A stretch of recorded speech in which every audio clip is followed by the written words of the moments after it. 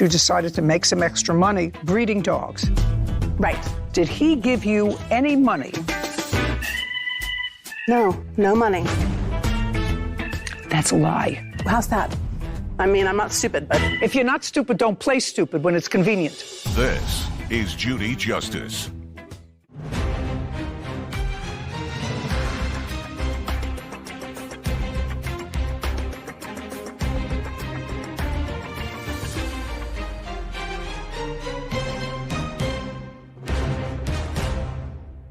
Danielle Nance is suing her former friend, Daryl Bowens, for the cost or the return of a miniature dachshund.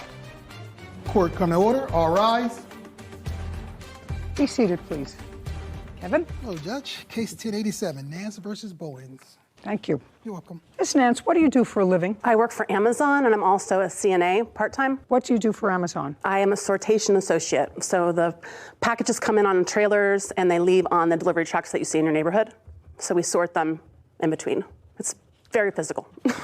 I have to tell you, that is some company. They certainly do know how to deliver packages, and I get about 15 of them a day between my husband, my grandchildren. Not me, I don't know. If I want something, I say to my husband, this is what I want. Can you order it for me? Because I don't understand putting it in a cart and checking off how many. Oh, okay. You're not that person? I'm not that person. Okay. But in your spare time, Miss Nance, what you decided to do is to make some extra money breeding dogs. Right. This kind of dog. Right. And you knew Mr. Bowens from where? He and I used to work at the same company back in 2018. And at the time that you met, did you already have this breed of dog? No, ma'am. And did you have this breed of dog? I did. One. I had one female, one male in 2018. So you decided to sort of go into business together. Right. And this kind of dog is called a piebald dachshund? Yes, an extreme piebald black and tan mini dachshund. When I read over the complaint and the answer in this case, I must tell you that I had never heard of that. And so I looked it up on the internet, Google. And it showed this color, and I had seen this color before. Not usually, dachshunds are usually all brown or all one color. Mm-hmm. And this is a relatively small one. How many dogs do you currently have, Mr. Bowens? 2. You have this one? Yes, ma'am. Whose name is Pockets? Yes, ma'am. You're his wife? No. Who are His you? colleague and friend. But the dog seems very comfortable with you. He's comfortable with everyone. Anyway, you decided to go into business together. And this case is about breeding rights and ownership of the dog and where the dog is going to live. Right. And how we're going to sort out this mess because you're no longer friends. Because of this issue. You're no longer friends. And Pockets has to have a stable home. He does. On what date did you purchase Pockets? October 13th, 2020. Who did you purchase the dog from? I bought him from Spotted Ox Dachshunds in Utah. He was a breeder dog for her. How expensive was the dog? $3,100. $2,500 for the dog and okay. How much was the dog? $3,100. No. Oh, how much did I spend okay, $2,500. The dog was $2,500. Right. And did you discuss with Mr. Bowens splitting the cost of the dog? Let's be very careful about this, Ms. Nance. Did you discuss with Mr. Bowens splitting the cost of the dog? We did. Was that prior to picking the dog up on the 13th of October? We had talked about it, but he didn't want to pay for shipping, so I bought the dog by myself. Just a second. You had talked with him about splitting the cost of the dog. Right. And when you talked to him about splitting the cost of the dog, did you also discuss either orally or commit to a written instrument what the contractual relationship was between the two of you with regard to the dog? We did not do that. So you picked up the dog on 10/13/2020. He was shipped to me from Utah. Subsequent to that, you turned over physical custody of Pockets to Mr. Bowens. In March, when his dog was in heat. March what? March 14th Of 2021. Okay. It's about March 14th. It might be the 13th. It was right before my dog had puppies. Okay. And you turned your dog over to Mr. Bowens on March 13th because your dog was going to have puppies? That was the agreement. His dog was coming in the heat, and my just- dog was having puppies. Your dog was having puppies. So between October and March, you had no contact. We were in an argument because he didn't want to pay for the shipping of the dog and stormed out of my house. So we were not talking until February. Okay. Then something happened in February. I called him and buried the hatchet. Okay. You called him in February and said, I called him in February and said, I apologize for the part that I played in our arguing, and I hope that we can be friends again. great. Do you remember that conversation, Mr. Bowens? Yes, ma'am, I do. Good. It came from different parts of our friends. Mutual friends. Yes. Okay. She that's was fine. sending messages. So in February, I'm not sure on the timeline because I think I had pockets, like when she put the deposit down for pockets, she hadn't paid for pockets in October. She had only put deposit down. The later we was okay. Okay, sorry. It's not true. well, then I'm going to Okay, stop. sorry. I'm going to stop right there. When the dog was purchased in October, did you pay the full cost of the dog? Yes, I did. Okay. Do you have proof of that? I do. I'd like to see it.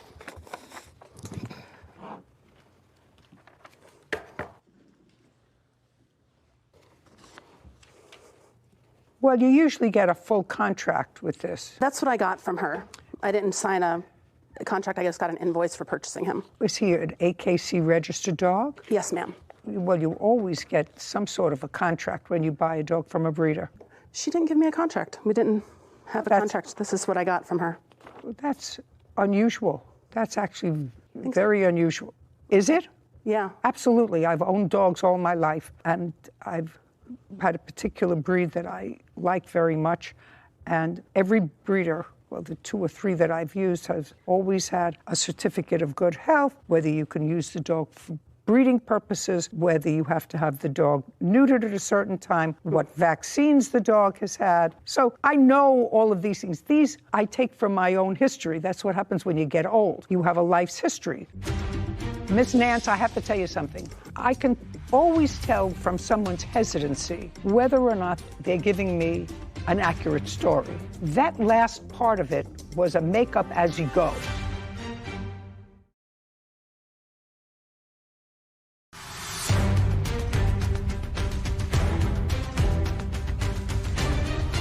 Danielle Nance claims her former friend, Daryl Bowens, owes her for the cost of a miniature dachshund.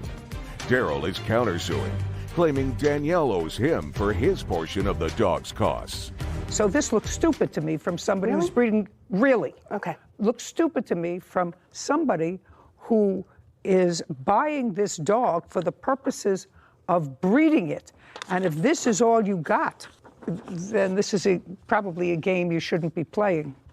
If you accept the breeding game. Oh, okay. It's probably the game that you shouldn't be playing because you don't, this you think is what everybody gets. And I had no intention of breeding my dog. But I know the contract that I signed. I know the papers that I got. And if this is all you got. In any event, at some point you bury the hatchet. Subsequent to that, you think it was before, but it was at least in March. At least in March. Okay. How old was Pockets when you got him in October? He was almost 3. 3 months old? Almost 3 years old. He was born December 29th, 2017. And she was clearly selling him then for $2,500, which was an expensive price for an adult dog. So this wasn't a puppy. You were buying this dog for rehoming purposes. It's like rehoming, but you were buying the dog for breeding because she had not had the dog neutered. Right. He was a breeding dog for her, and he was going to be a breeding dog for me.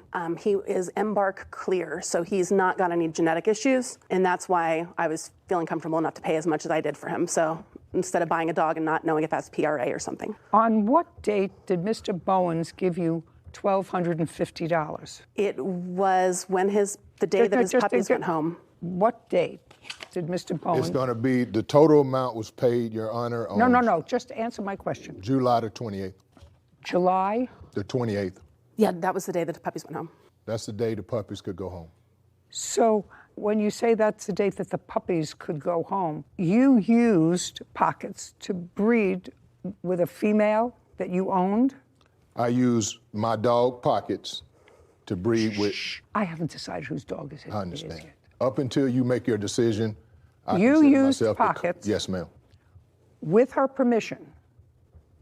Did you tell her that you were going to breed Pockets? Yes, she knew I was going to breed No, Pockets. not what she knew. That's not my question. Okay. Did you tell her that you were going to breed Pockets? Yes, ma'am. Is that correct? It is. So you had a discussion about it. Was that discussion in person or over the phone? In person. We hang out a lot. We used to. Okay. So by that time you would sort of sorted things out. And you bred Pockets with a female that you owned? That I purchased from her. Okay, Yes. great. When did you purchase that female from the plaintiff? Okay. He didn't buy it from me. No. Okay. I didn't buy the dog. No, just a second. Okay. Don't speak. Okay. I'm not looking at you now. Okay. Let me explain this. We were co-workers at a company, and she was looking for another job, and she has a trouble of keeping jobs and being happy. I understand. Don't editorialize I'm for not me. gonna do it. I'm This sorry. case is going to be long enough as it is. Okay. All right. Okay. What I saw in her was that she was great with dogs. She had a lot of knowledge about dogs. With my previous experience before we started working together, during the process of our friendship, she had a litter of puppies that she made quite a substantial amount of money on. And so while she's looking for this different job, because she doesn't feel like she's doing well on the job that we're on, and I was one of the top agents, I said, look, all my life I've done stuff that I like to do. You love puppies, but you just had a litter of puppies, and what she did with her male puppy was fix her male puppy and gave him away. Then she was getting ready to give away her female puppy after she got her fixed. She got the male puppy that just bred the puppies and gave them away. Then she was going to do the same thing with Daphne, With Daphne, her female puppy. female. Right. Well, her female dog. Female dog. I'm sorry. Yeah. How old is the dog? I think I wasn't giving her away. I was going to fix her not have more puppies. How old was Daphne? At that time, Yes. She had just had a litter of puppies. she was 2.5. So you were going to have her fixed and rehome her. No, I was not going to rehome her, You were going to keep her. keep her. I was just Okay. wasn't going to have more puppies. Okay. You subsequently changed your mind. I did. Daryl Okay. talked me into it. Just, Yeah. and Daphne went to live with him. no. No. No. She still lives with her. So Daphne still lives with you. What about Daphne's puppies? Did one of Daphne's puppies go to the defendant? No. Never. Never. According to you, the female dog that he has, he didn't get from you. I just helped him find it online. Well, tell me about that.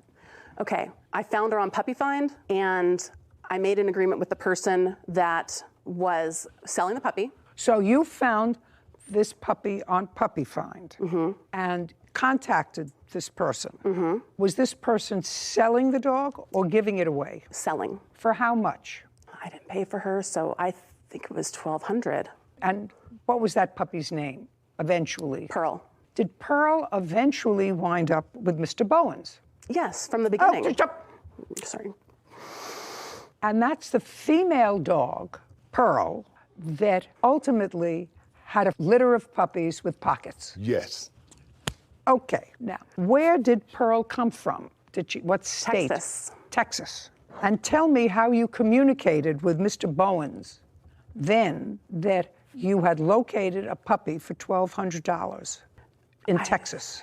I think that I imagine it was in person or over the phone. I think it was over the phone. And at the time, I had planned in the beginning I was going to keep her, but then he said that he would like to have her. So that's how that happened. Okie dokie. Well, Miss Nance, I have to tell you something. I have this thing in the back of my neck. It twitches one way to another. So I can always tell from someone's hesitancy whether or not they're giving me an accurate story. That last part of it was a make-up as you go. Mr. Bowens, you want to tell me how Yes, ma'am. Pearl got into your custody? Yes, ma'am. Subsequent to that, I said, did he give you any money? And you said no. You want to read that back to me? subsequent. Which means before, No. right? I mean, I'm not stupid, but If you're not stupid, don't play stupid. If you're not stupid, don't play stupid when it's convenient. There are 2 words most people know. Previous is before, subsequent is after. okay, I had it backwards. Well, that's too bad.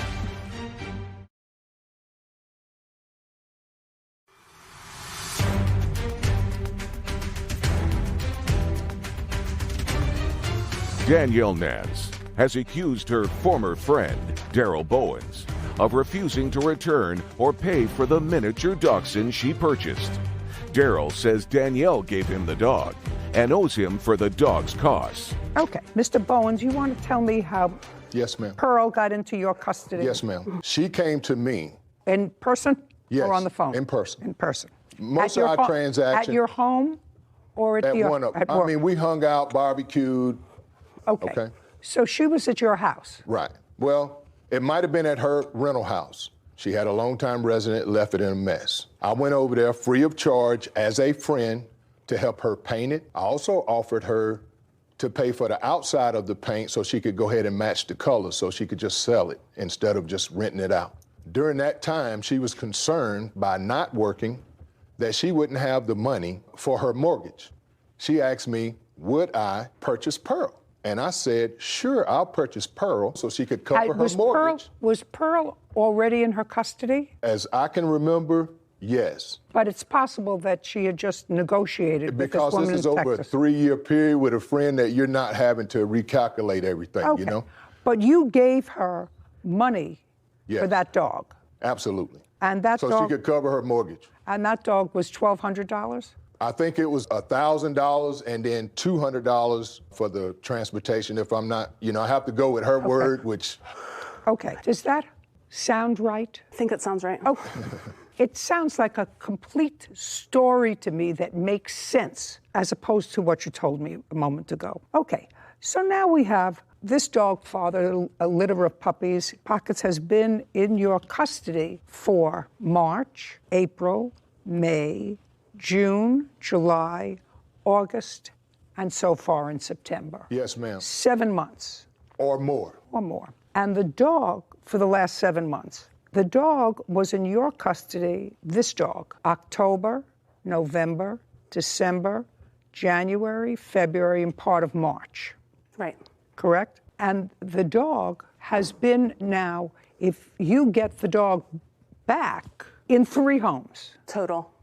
Yes, as an adult dog. So far, am I correct? So far, the dog has been living with him the last 7 months, and it was rehomed by its original owner when it was 2.5 or 3 to you. So I want you to understand, Miss Nance, if he paid anything to you, you're not getting the dog back. I want you to understand that.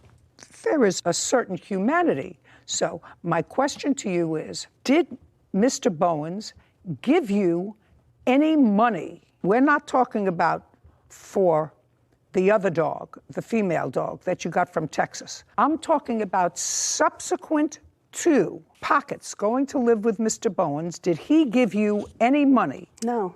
No money. No money. Okay. That's a lie, according to you. How's that? According to you, that's a lie, because you swore to a complaint. And in your complaint, you say, on June 2nd, 2021, Garrow gave me $1,250. We subsequent means before, right? No, Subsequent to I him said moving in with. subsequent to Pockets. Living with going to live with him, which was at least in March, according to you. Pay attention. Which was at least in March, according to you. Subsequent to that, my question was simple, and I said it 3 times, and you're an intelligent woman. So, subsequent to that, I said, did he give you any money? And you said no. Do you want to read that back to me? Subsequent. Which means before, No. right? I mean, I'm not stupid, but If you're not stupid, don't play stupid. If you're not stupid, don't play stupid when it's convenient. There are 2 words most people know. Previous is before, subsequent is after. okay, I had it backwards. Well, that's too bad. I don't believe it. I really don't, should. I don't believe it. I was very clear. I said it 3 times or twice. Sorry, I didn't know what subsequent meant. I'm talking about subsequent to Pockets going to live with Mr. Bowens. Did he give you any money? And she said no. Correct. And that's not true. Yeah, he gave me $1,250 after. Subsequent to Pockets going to live with Mr. Bowens, he gave you half of Pockets' cost, which was $2,500. Not including the shipping? Just a second. I'm not talking about shipping. I'm talking about, because I'm getting annoyed. Subsequent to Pockets going to live with Mr. Bowen for at least 7 months now, subsequent to March of 2021, he gave you $1,250, which is half the cost of the dog. That's all I want to know. That doesn't mean he paid for the whole dog. That doesn't mean he paid for the whole dog. But he paid, and it's a neat number, because according to you before, you got into an argument over the shipping costs. That's what the original breakup of the friendship was. We don't have to go back to that, Whitney. I actually remember that distinctly, that they were good friends, went to barbecues and everything else together, and they were in each other's houses. He went and painted your house to help you out, blah, blah, blah, blah, blah, blah, blah, blah, blah. You got into a kerfuffle over the shipping costs, because the shipping costs for Pearl were $200.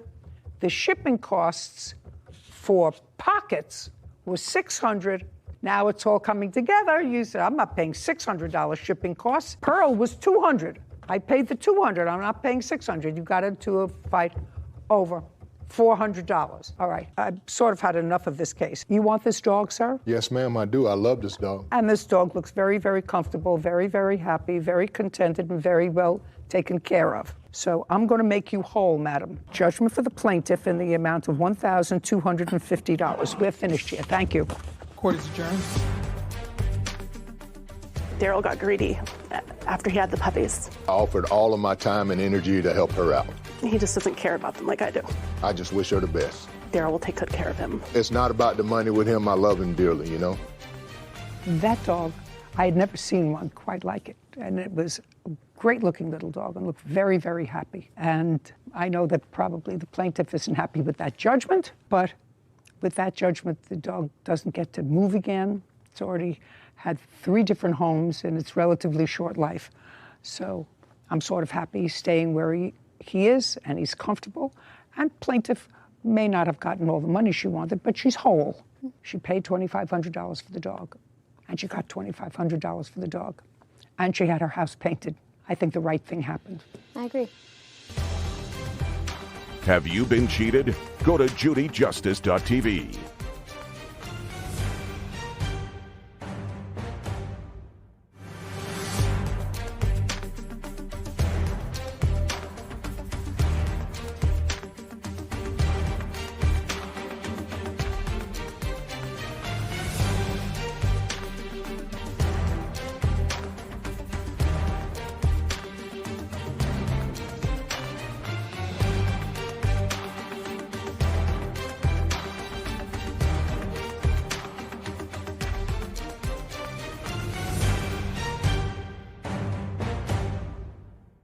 You went and looked at the rings.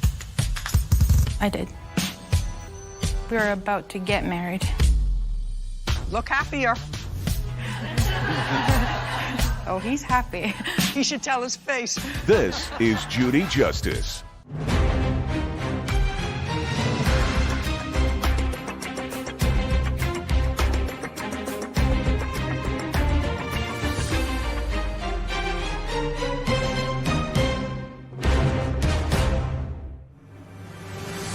Jessica Lager is suing property inspector Keith Schlescher for the cost of 2 wedding rings that could not be resized.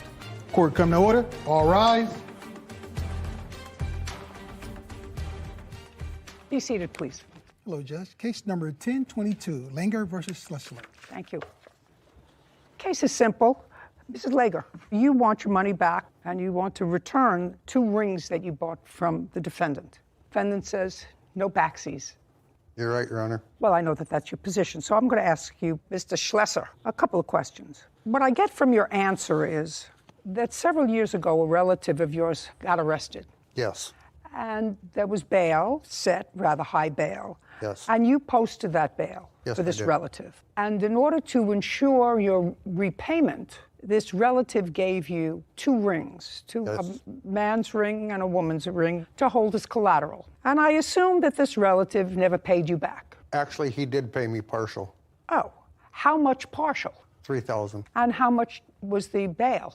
$8,000. Okay, so you were down $5,000. I was down $5,000. And in order to recoup some of that money, I assume that you made an arrangement with this relative that you could sell the rings. Yes. That's what I gather. And so in 2020, well, let's go back a second. In what year did you take possession of the rings? Approximately 5 years ago, Your Honor. So you've had them in your possession for quite a while. Yes. Where have they been in your possession? At my house in the safe. Sometime in 2020, you're going to tell me the month you decided to list them on the internet for sale. What month in 2020? I don't recall, Your Honor. Well, let's try to think hard. I could probably look in my phone and tell you according to the marketplace. Perfect. Around October 26th of 2020. Do you have the ad there that you placed? Yes, I do. I'd like to see it, please. Actually, you can give her my phone. And here is also pictures of the posting.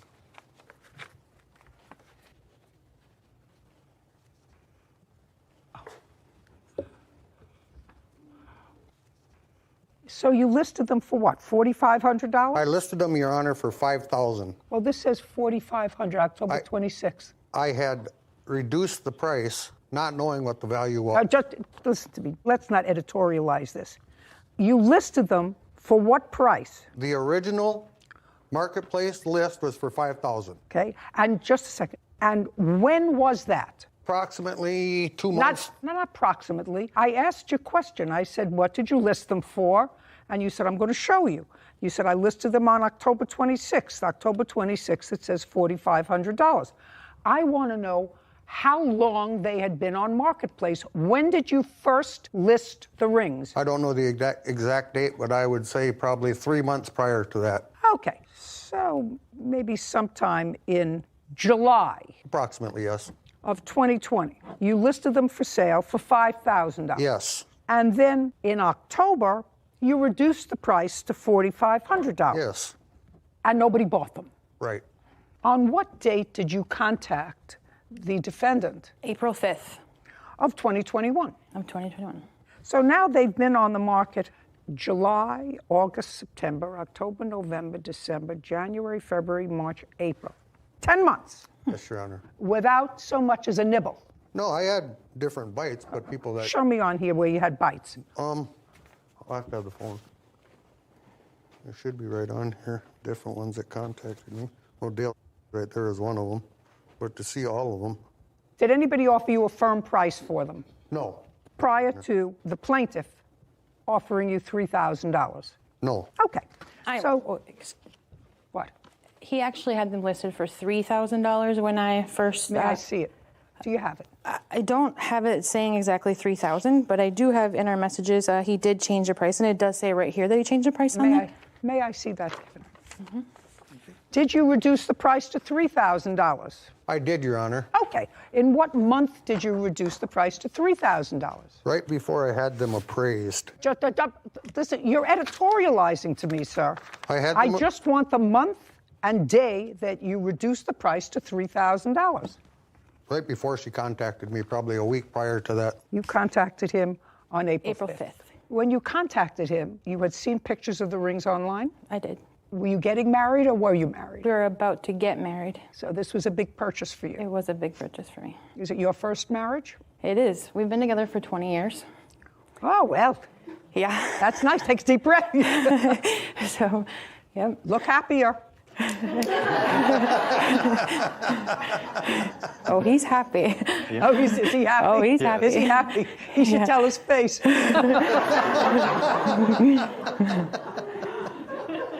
Anyway, you reduced the price to $3,000. The plaintiff called you. She said, I love the rings. I want to come out and see them. Then you took the rings to have them appraised. Now, let me understand this, sir. This is what you want this face to believe, that you've had these rings in your possession for 5 years. You took them as collateral for a loan. They had been sitting in your safe, according to you.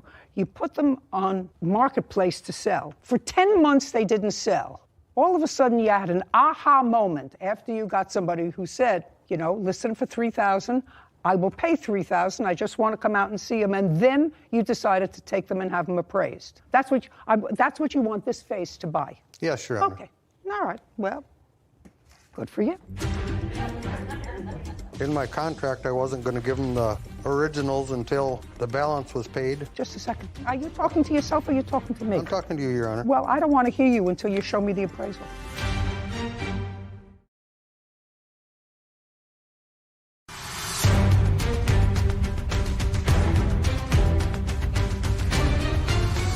Jessica Lager is accusing Keith Schlescher of selling her 2 wedding rings, falsely claiming they could be resized. Now, you took it to an appraiser, a jeweler, Yes, Your Honor. and without having any conversation with me, do you have the appraisal from the jeweler? Yes, I do, Your Honor. I'd love to take a look at it. Thank you.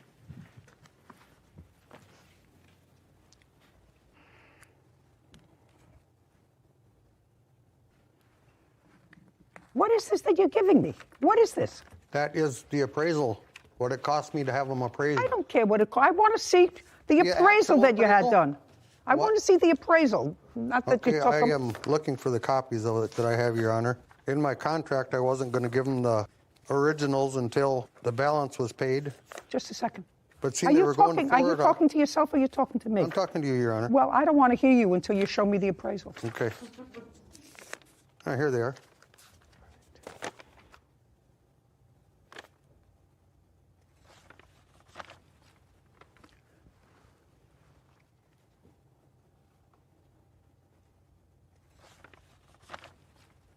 Okay, so now you take them and you have them appraised by this jeweler. They're not GIA certifications of the diamonds. They're a jeweler's evaluation of what these little diamonds were. And then you call her back and tell her that the price has changed to $5,000. I messaged her back and told her, before you drive all the way down here, I have had them appraised, and they appraised at a lot higher than what I anticipated, that I couldn't sell them for $3,000, that I wanted $5,000 for them. And she said all she had was $3,000. So at that point, I said that I would consider working with them. If they were that adamant about the rings, I would let them make payments to me. Can you explain to me why, in the 5 years that you had these 2 rings, you haven't had them appraised before you put them on Marketplace, before you tried to sell them for a year? I mean, you don't appear to be a stupid man. I'm not, If Your you Honor. have a product and you are unsure of its value and it's not your specialty and you want to put it up for sale, the idea is whether it be a car or a piece of jewelry or a painting, you have it appraised. You go and you have it appraised. You say, well, this is what the appraisal is, and this is what I'm going to ask for it, or this is what I'm prepared to sell it for. Right. That's what a thinking person does, and you don't look like a non-thinking person. You took collateral for this loan that you made to your relative. You got him to repay part of it. You were selling the collateral to cover the other part of it. That all sounds like a thinking person. I have trouble thinking that a thinking person puts something on the marketplace without having it appraised first, makes a deal pretty much on the phone for the asking price, and then takes it to have it appraised. That just doesn't make sense to me. And if it doesn't make sense to me, it usually isn't the way it happens.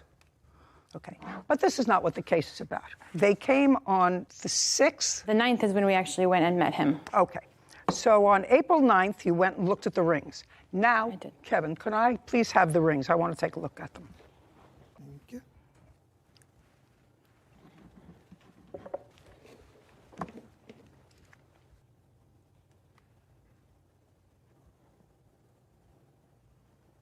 Well, this lady's ring is very lovely. Isn't it? I love it. Yeah, it's really very lovely. If only it could fit. When you went to his house to try on these rings, they were too small for the two of you. Very small, yes. Your And Honor, did you, what? she couldn't even get that ring over her knuckle on her little finger. You don't have to help me. Okay, I'm sorry. The ring's very small. Right. Did you discuss that with the defendant? Of course I did. I asked him if it could be sized, and he said yes. Well, just a second. Mrs. Lager, I'm going to ask you this question. Did he tell you what he did for a living? No. So you're going to buy a pig and a poke from somebody without really an appraisal, because you're not getting these things appraised yourself before you're committing to $3,000, which I assume is a lot of money for you. Right. And you're starting a life together after 20 years. Tell your face you're happy. And clearly, this ring isn't going to fit you. Correct. Why would you ask somebody, what kind of work do you do or did you do? I'm a property inspector, Your Honor. He's a property inspector. He knows nothing about jewelry. Because he just had got them appraised, and I asked him if he knew that it couldn't be. Why would you ask a property appraiser if he knew whether a ring could be sized? Because they were his rings, and I mean, I guess I don't if know. it's property that is somewhere within his realm of expertise, I could understand it. But you're asking somebody who's selling something that clearly didn't belong to him. I mean, he could just say, I don't know, or I'm not sure. He could have. He could have. And that would have been fine. But what would have been fine? If he would have said no, or I don't know. No, what would have been okay is if you said to him, I will only take these on condition that I take them to a jeweler and see if they can be sized in my size. See, at first I wanted to meet at a jeweler, and he said that would have been fine. But then a few days after we had made that agreement, he just took it upon himself to take them to get appraised, and then... No. You wanted to take them to a jeweler. I wanted to meet him at a jeweler to start with. Yes, I wanted to. Oh. When you answered his ad, did you have a communication with him that you wanted to meet him, not at his house, but at a jeweler's? Yes, to start with, yes. Yes. Was that by text message or phone? It was message. I'd like to see it.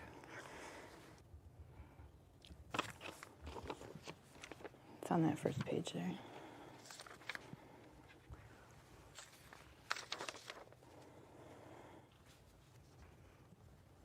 Well, you say in one of these text messages, sir, she asks you what the sizes are. You say, I know the man's is an 11 only because it fits me, and the woman I'm not sure of another lady's ring is about 1.5 carats, and it's wrapped in princess cut diamonds. The men's is just original cut diamonds. I don't know a lot about it. I have had them at a jeweler and got somewhat of an appraisal from them, but I didn't want to pay hundreds of dollars in insurance appraisal. If I have sold them, I would pay that if you're that interested in them. And she says to you, we could meet at a jeweler. You don't need to spend extra money. I'm very interested. Are you open to meeting this Friday at 4? Yes. Well, why didn't you meet at the jeweler?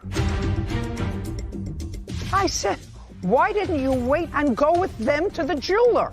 That's what she asked you to do. I mean, I don't care what this piece of paper says. It looks like a crock of baloney to me.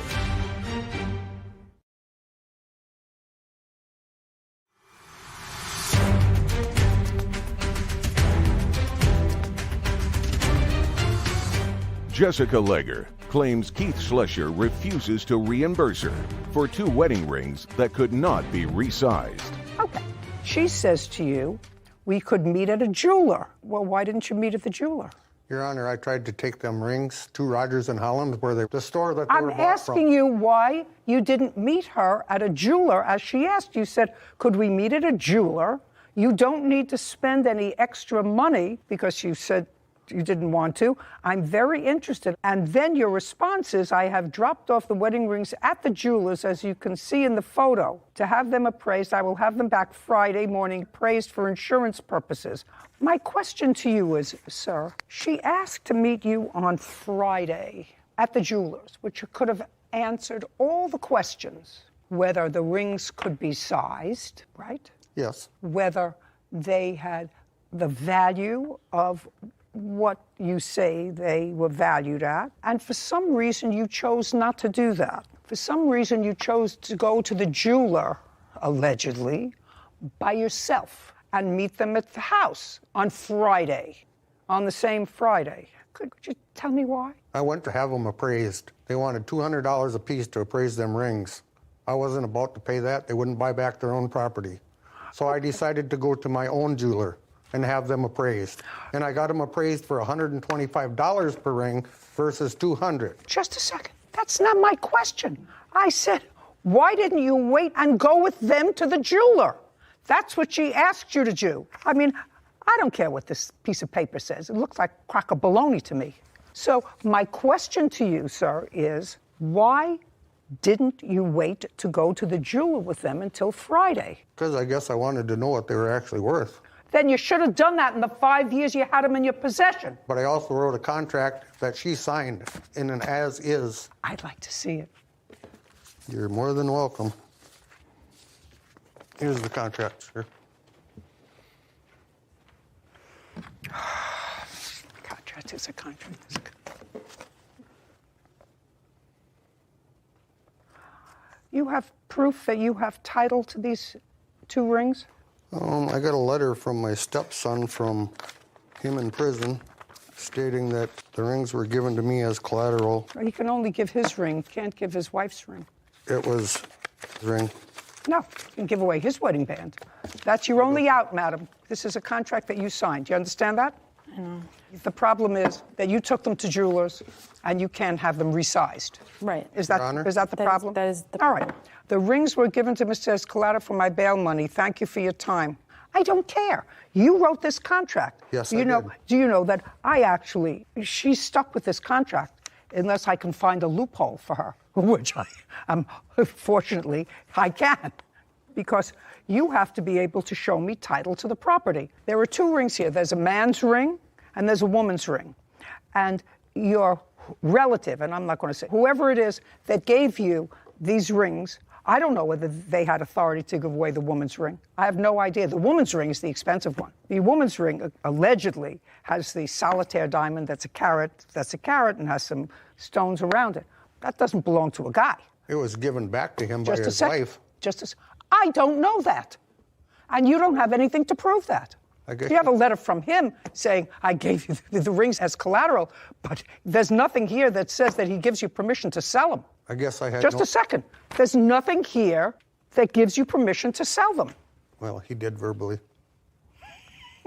for what good that is. Perfect. Sometimes Your Honor, written she also contract. said that she has. Sometimes contracts. You wrote this contract. Clearly, you wrote this contract. You're the one who wrote in this contract. The sale and transfer of this property is hereby made on an as-is condition, without any implied warranties, with no recourse to the seller, provided that the seller can issue proof of title to the property without any liens or encumbrances. That's what I'm putting to you, sir. She wants to give you the rings back and she wants her money back. And you paid him $3,000. So you have to show me proof of title to these rings without encumbrances. And I don't think you can do that. That's the only proof that I can show you, Your Honor. And you can't do that. Right. And they've had these rings for a couple of months. You've had them for 5 years. So, they can go back to eBay or wherever you put them. Judgment for the plaintiff in the amount of $3,000. Your counterclaim is dismissed. We're done here. Thank you. Court's adjourned.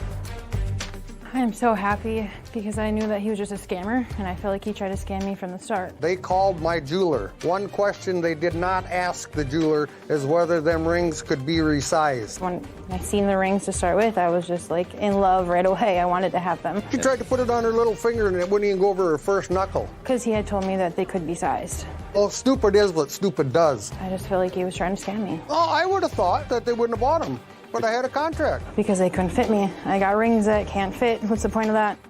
So, Sarah, this is a perfect example of let the buyer beware. If it looks like too much of a bargain, it's usually not a bargain. I'm going to spend $3,000 for rings, probably should buy them at a reputable place. You always take a risk when you buy things online. In this case, there was a contract. In that contract that the defendant wrote, he said he had to produce proof of title. So I was able to do the right thing. And bottom line is the law is supposed to be doing the right thing. And at the end of the case, the just thing is supposed to happen. They got their money back. He'll get his rings back. He can try to sell them again. But hopefully enough people will watch this that they'll be careful about buying expensive items that they know nothing about. Want justice? Go to judyjustice.tv.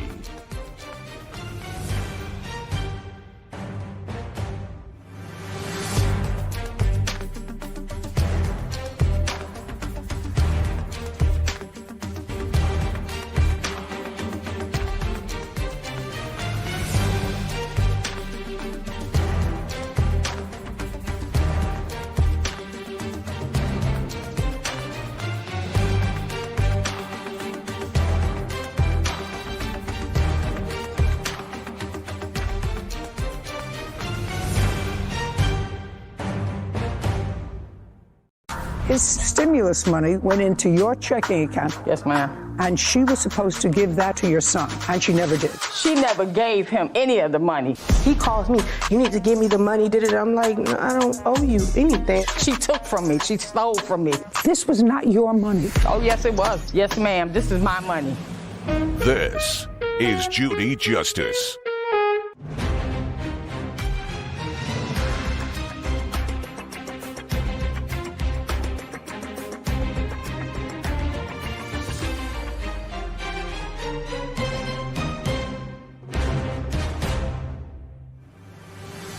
Michelle Blake is suing her son's ex-girlfriend, Genovia Boyens, for bedroom furniture and stimulus money. Court come to order. Be seated, please. Hello, Judge. Case 1074, Blake versus Beyonce. Thank you. You're welcome. Miss Blake, Miss Boyens was the girlfriend of your son. Yes, ma'am. Stand up for a second. Stand next to your mom. How long were you and Miss Boyens in a relationship? About 8 months. And you lived together for all of that 8-month period? Yes, ma'am. From when to when? I'm bad with dates, ma'am. I'm sorry. I don't know the exact. I guarantee you she's going to be able to tell me the date. Date. Yes, July was when we initially started dating. We broke up March 17th, to be exact. When did you start living together? July. And when did he move out? March 17th, 2021. Were you living in the apartment before he moved in? Yes, ma'am. So the lease was in your name? Correct. How long had you lived there before he moved in? I moved in 2019, December. And who were you living there with? Myself. Where were you working? At the time, I was working at Walmart. And what about you, sir? I work for a company called Muzzletech. We make plastic interior car parts for BMW. How long have you been working for them? Roughly 4 months, While you were living together, were you working? on and off. Okay, now you can sit down for a second. Now I'm going to start with what this case is about, because now I know that you lived together for a little less than a year. It was your apartment, the lease was in your name. He moved in. Yes, ma'am. Okay, this is what your case is about, Ms. Blake. It is your claim that prior to their breaking up, when I say prior, it could have been within minutes Yes, ma'am. of their breaking up, you gave the defendant $500. Yes, ma'am. And you say that that money was from a stimulus check. Yes, ma'am. And she was supposed to give that $500 to your son. Yes, ma'am. And she never did. No, ma'am. Okay, so that's the first part of your case. Second part of your case is that when your son moved in to Miss Boyens' apartment, you gave them a bedroom set. Yes. And since he's no longer there, you want it back. Yes. That's the easy part for me to address right now. I'll ask you a few rudimentary questions and then I'll explain what the problem is. When your son moved in with the defendant, had he been using that bedroom set at home? Yes, ma'am. So it was his bedroom set? Yes, ma'am. Since he was 9 years old. So it belonged to him? Yes. Where is he living now? With me. What is he sleeping on? At first, it was the air mattress, and then I replaced it with another set. Not the exact same set, a cheaper model. Okay. Well, let me explain to you about a gift. When you make a gift, unless it's a conditional gift, you don't get it back. Now, she says she trashed it. I actually don't believe that. But even if she had it, you are the wrong plaintiff because this bedroom set, according to you, belonged to your son, not you. You may have bought it when he was 9, but you made a gift of it to him when he moved into her house. So you can't sue her for it because you have no interest in that bedroom set. You know, it's a simple process in the law. You have to have some right of title to a property before you can sue for its return. And once you've made a gift of it, you no longer retain any right to that property. Do you understand? Yes, ma'am. Okay. Now let's deal with the $500. Where did the $500 come from? It came out my checking account. It came from my stimulus check because he... Okay. So you got a stimulus check? Yes. In your name? Yes. For how much? It was for $3,400. Well, that's a lot for a stimulus check. It was for me, him, and my husband. Okay. Because so you didn't get $3,400 because that doesn't sound right to me. No. How old is your son? He is 20. Okay. This account that you have, is he on that account as a signatory? No. I claimed him on my taxes. Ah, I got it. You claimed him as a dependent Right. on your taxes. His stimulus money went into your checking account. And how much was the stimulus money that your son received? $1,400. When it came, did you have a discussion with your son? Yes or no? No. When for the first time did you tell him? Stand up. Tell me your first name. Antonio. Antonio, when did your mom tell you that you had gotten the stimulus money? It was after the fact when she gave it to Shinobi. So she didn't tell you she had gotten it? No, ma'am. Now, between July of 2020, Antonio, and March of 2021, were you employed? On and off. Were you contributing to the household, Ms. Yes, ma'am. Boyance's household? How were you contributing? I would honestly do what I could, you know. I had my own problems, stuff I needed to work on with myself, you know. Growing up to do, you know. Okay. Well, you're 20. Yeah. You're I had to get probably myself right. together. You're probably right. How old is Miss Boyance? 21. Does she have it together? She has an apartment, you know. I don't. You know. Okay. So your mother didn't tell you that you had gotten the stimulus money? I mean, I knew it was coming, but she didn't tell me that she gave it to Shinobi. She called me that day she gave it to her, but I didn't answer. I'd like you to tell me how it came about, Miss Blake, that you gave the defendant $500 of your son's stimulus money. Well, I called Antonio. He didn't answer. So I called Shinovia, and I told her, I said, I got, you know, my stimulus money, and I want to give Antonio $500. Well, just a second. Let's understand something. Unless you tell me you were supporting him, you're not entitled to his stimulus money. I was helping both of them. They came to my job several times, and I gave both of them gift cards. I'm talking about $200. I helped okay. them. That's okay if you helped them. You're his mother.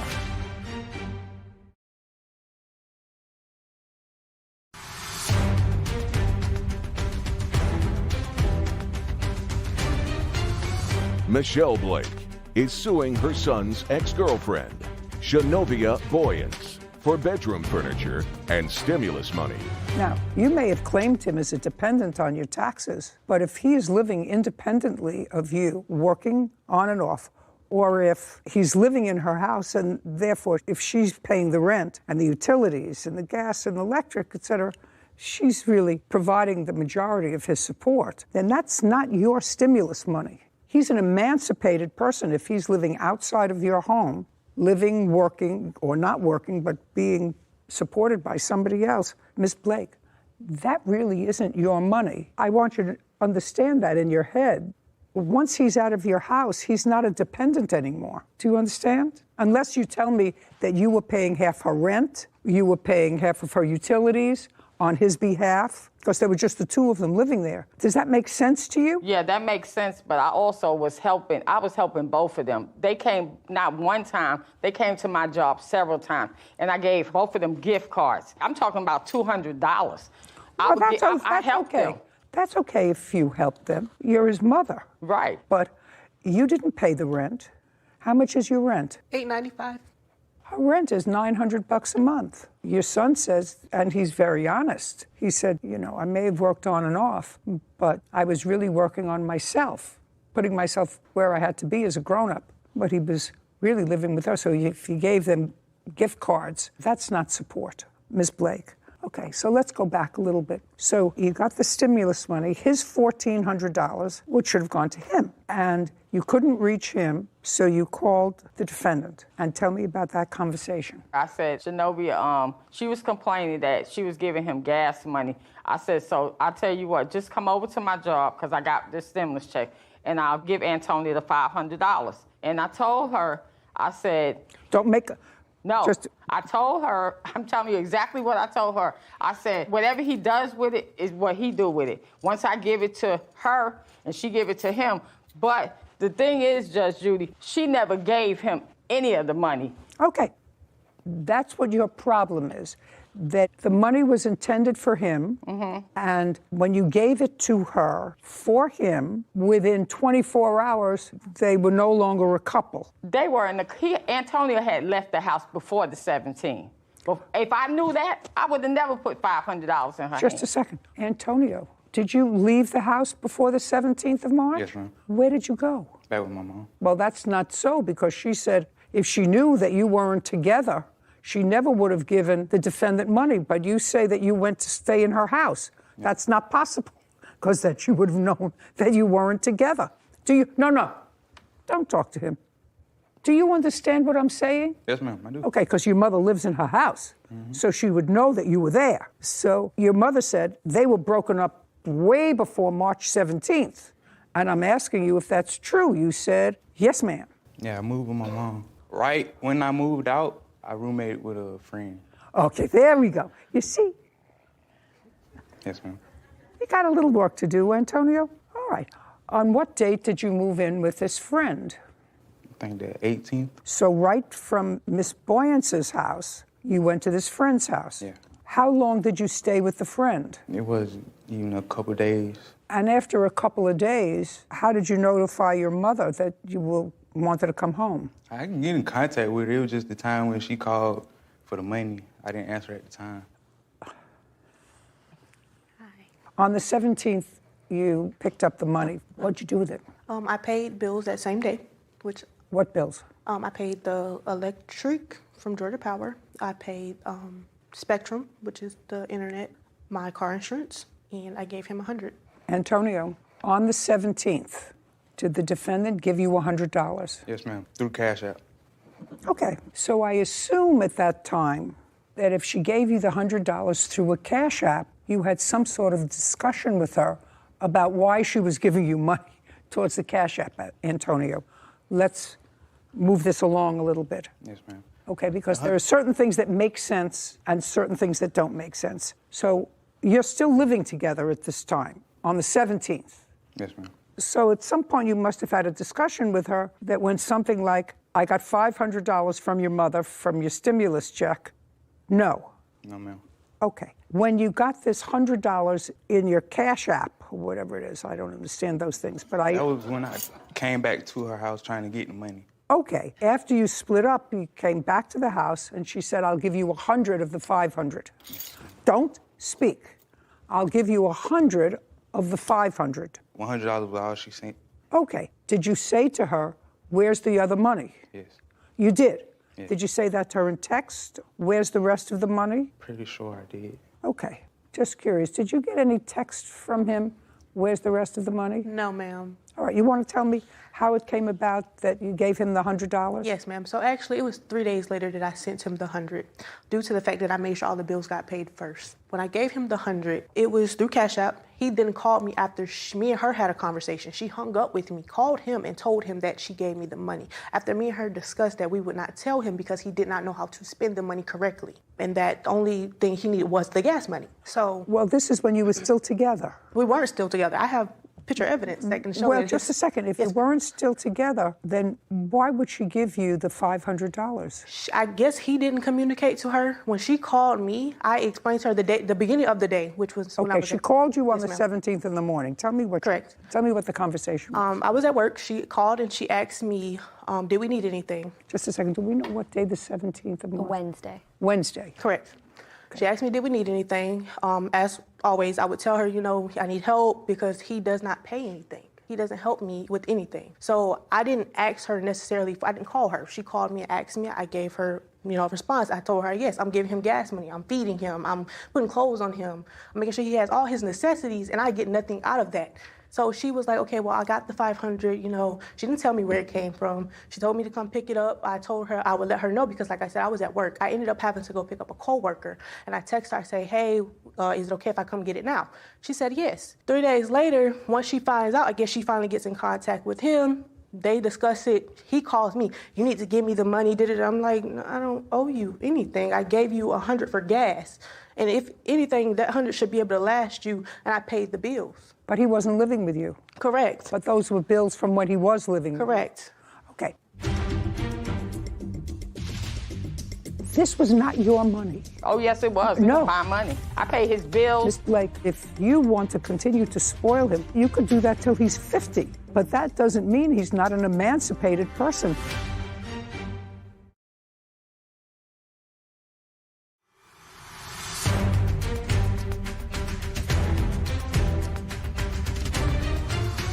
Michelle Blake is accusing her son's ex-girlfriend, Shinovia Boyens, of keeping her son's bedroom furniture and using his stimulus money on herself. Antonio, while you were living with the defendant, who was paying the rent? Shinobi. Who was paying the utilities? Shinobi.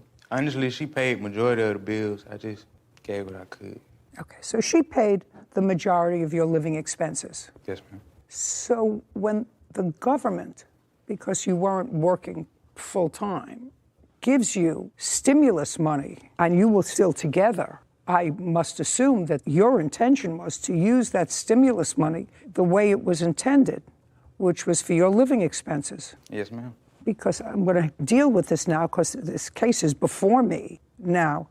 You actually, Miss Blake, are the wrong person to be suing her. This stimulus $1,400 didn't belong to you. You didn't support your son for the year. Yes, ma'am, I did. Well, show me. I can show you. I pay his car payment. I pay his car insurance. I pay his cell phone bill. I paid them since he's been driving the car. I pay everything. No, take the car away. He lives with the defendant. You want to see to it that he has a car. That's fine. You're his mother. He'll always be your child. If he's 35 years old, he'll be your child. If you want to buy him ski lift tickets when he's 40 years old and they cost $1,000, you can do that. But that's not supporting him. Supporting him is putting a roof over his head, making sure he has gas, electric, water, food, all of those things. I did that for both of them. Okay. I gave them food. I did everything. I bent over backwards for this young lady. I never thought that this young lady would do what she did to me. And I felt like she took from me. That's what I felt. I felt like she stole from me. And this conversation that she's having with you right now, that's not the conversation we had on Wednesday. I didn't ask her, did she need anything? I said, give this $500 to my son. I never asked her, did she need anything? Just a second. What I'm telling you was, this was not your money. Oh, yes, it was. It was my money. No. Yes, ma'am. I pay his bills.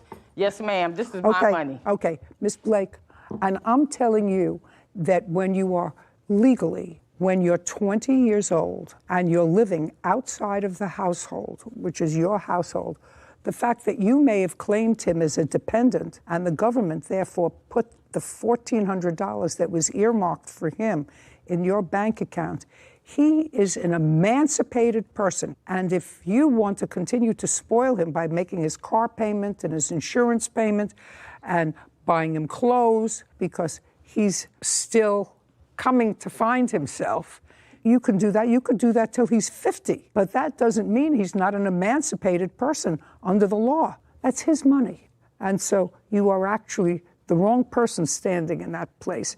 And Antonio, I think, probably knows and would not, I don't know about the bedroom furniture. She's certainly not going to pay for bedroom furniture that was given as a gift. You have a bedroom set now, Antonio? Yes, ma'am. Right. And what would you do with another bedroom set? Leave it where it's at and get my own. Okay. You should know, I don't know whether the stimulus checks are going to continue. They keep the printing presses running pretty swiftly there, and wherever they print money in this country, they probably have to build more printing presses because they seem to be spending a whole lot of money.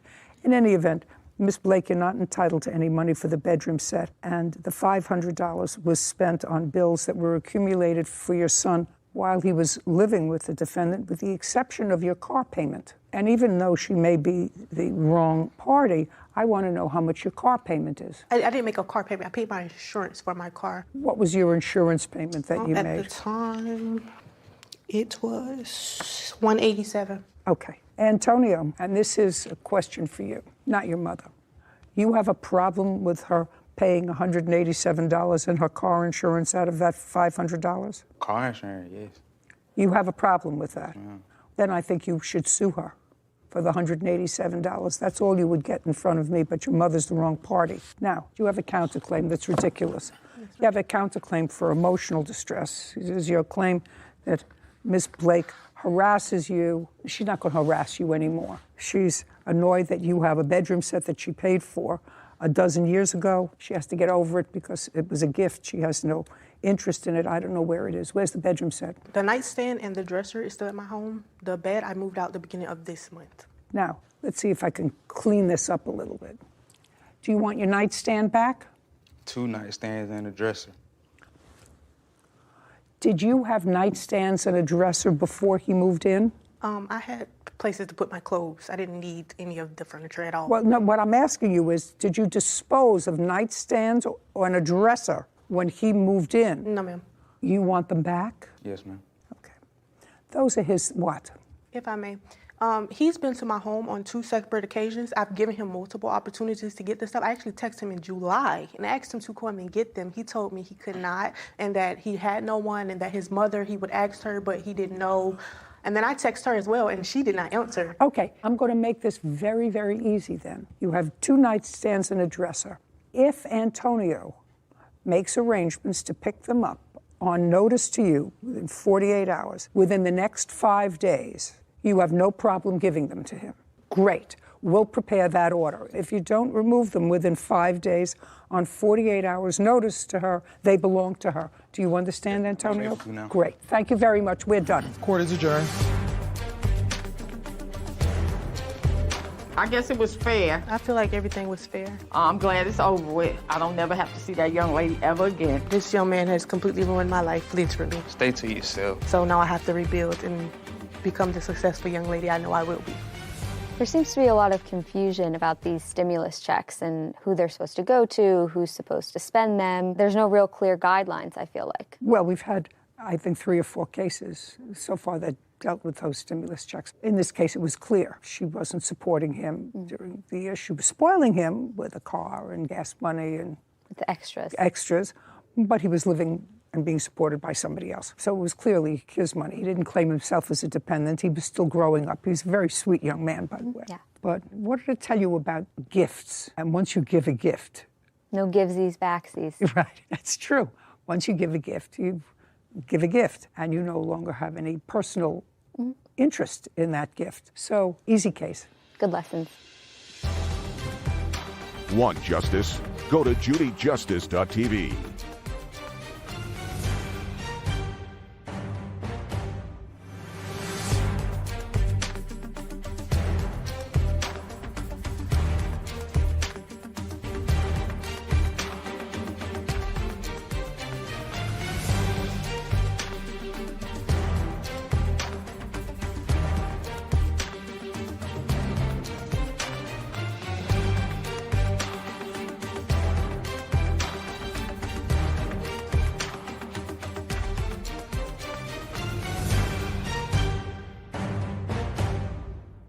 Albert Lee is suing pilot instructor Ed Meyer for damage resulting from Ed moving his plane. Court come to order. All rise. Have a seat, please. Case 2145, Lee versus Meyer. Thank you. You're welcome. Mr. Lee, you are an amateur pilot, Yes, I was yes. and you owned your own plane. I bought it to train in, yes. When did you purchase the plane? In, I believe, April of 2021. Did you buy it new or used? I bought it used. What kind of plane is it? It's a Cirrus SR-22, 2010 type Golf. What did you pay for it? I paid $420,000 for it, I believe. Is there a mortgage on the... Yes, there is. How much? It's $2204 per month. You paid $425,000 for the plane. Yeah, I put a down payment on it. The outstanding balance is $347,000. The payment per month is $2,022. I don't need the payment per month. I just wanted to know what you paid for it and how much you put into the plane. Yes. The defendant is a pilot, licensed pilot, and he was giving you some training on the plane. Certified flight instructor, yes. It is your claim that at some point, you'll tell me when, that the defendant was operating the plane by himself. You weren't there, and he was moving it from one part of the FBO to another part, and he hit a cone and caused substantial damage to the propeller and the engine. And while you had your insurance did cover some of it, according to you, it did not cover all of the expenses, and you want Mr. Meyer to be responsible for that. So it's a simple question. Mr. Meyer, do you remember the date that you were operating the plane when Mr. Lee was not there? Yes. What date? It was in April sometime. April of 2022? Correct. Do you remember the date, Mr. Lee? Yes. What date? It's April 22nd. Would that sound right? Yes. Okay. And from what I read in the papers, Mr. Meyer had in fact taken you out, but then the weather got bad. You decided that you would make your way home and that he would get the plane home when the weather was better. Correct. And that was on or about April 22nd. I flew home on a commercial flight the day before on April 21st. And you stayed with the plane. Yes. Now, would you agree, Mr. Meyer, that if in fact you hit an object with the plane, it would be your responsibility? Yes. Because it would mean that there was some sort of negligence involved. Right. And then there would be the issue of damages. Mr. Lee, you were not present when this incident happened. I was not. Not present. I was not present. I was able. No, you were not present. I was not present. That's the answer. Was this witness present? He was not present, but he was the one responsible for procuring the evidence on what happened and how the propeller was damaged. Who does he work for? He has his own flight school, and he also manages my airplane in terms of the maintenance and the upkeep. Okay. Could you step up, please?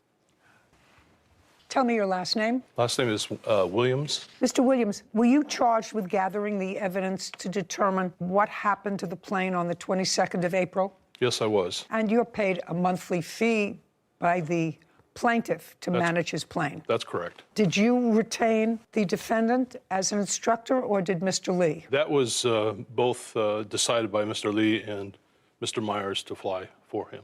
But you He's did an not. independent contractor at that. You did not have anything to do with, as the manager of the plane, you didn't have anything to do with selecting Mr. Meyer. I did select Mr. Meyer to fly with Albert. You did? Yes. Okay. Because were you the one who introduced him That's to Mr. Meyer? That's correct. When, Mr. Lee, did you start to work with Mr. Meyer? It was probably a prior flight where we flew to San Francisco for a business meeting I had. After that, I believe it was... In what month? Roughly about the same month. In April? Yeah, in so April. You didn't maybe. know him for a long time? No, not very long. I'm going to get back to you in a minute, Mr. Williams. Prior to the defendant, had anybody else been an instructor for you? Yes. Clinton was my primary instructor, but I flew with some other instructors as well. But it wasn't until the month that this incident occurred that you had been connected with the defendant? Correct. Okay. Now, sir, how were you advised that the plane that you managed was in an accident? I received a phone call from Ed saying that there was a problem. From whom? From Mr. Myers, that there was a problem with the aircraft after he taxied and did the run-up and returned the aircraft back to Signature in Las Vegas. We notified and contacted a...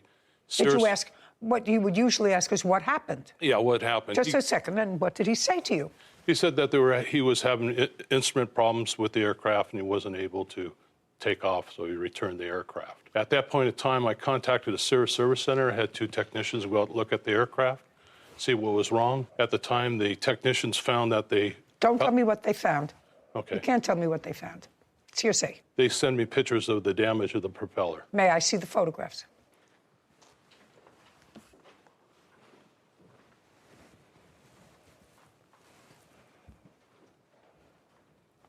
Okay, so that's a fresh damage. Correct. Can I scroll this? Yes, you may. Or it's just one? Okay, so you have a picture of that. You have a picture of the cone that has a slice in it. Correct, that's the object he hit.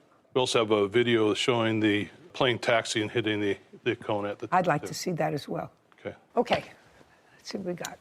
As you can see where the... Just one second, Mr. Meyer, is that a fair and accurate representation of where the plane was before you moved it? It should be on on the far left side of that Learjet. Okay.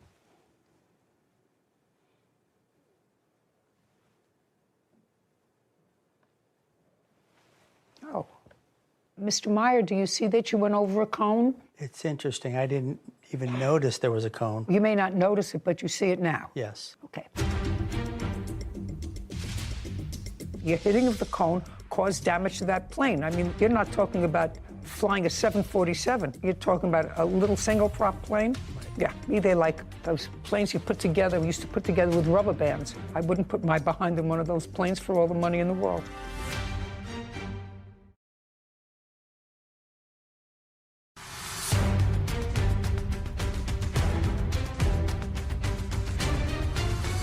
Albert Lee claims pilot instructor Ed Meyer is responsible for damage after Ed moved Albert's plane.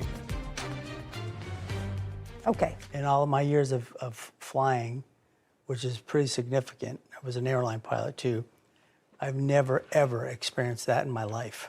Okay, but you see it now. Yes. It's not an on purpose. It's, that's why they call them accidents. We don't mean for them to happen. Right. We don't mean for them to happen, but you do see that the plane did hit a cone. Right. Okay, and I have photographs of the cone that has a slice in it, and the same kind of slice from one of the propellers. Now, so that's conceded that Mr. Meyer did, in fact, hit the cone, which in all probability caused damage to the plane, caused damage to the propeller.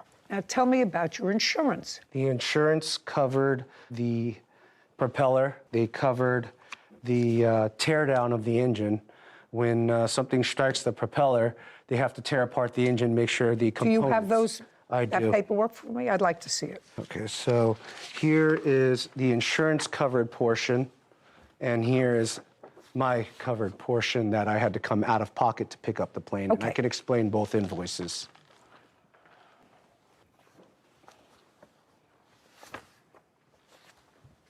And if you flip to the last page, that'll have the total. Insurance covered about 60-something thousand for the propeller and the engine teardown. Okay, so the damaged propeller, Mr. Williams, causes you to have to take apart the engine, fix the engine if there was damage to the engine. Am I correct? That's correct. The FAA requires anytime you strike an object with a propeller, the engine has to be inspected in the component parts. So they Component parts of the engine. Yeah, with the damage, potential damage of the engine.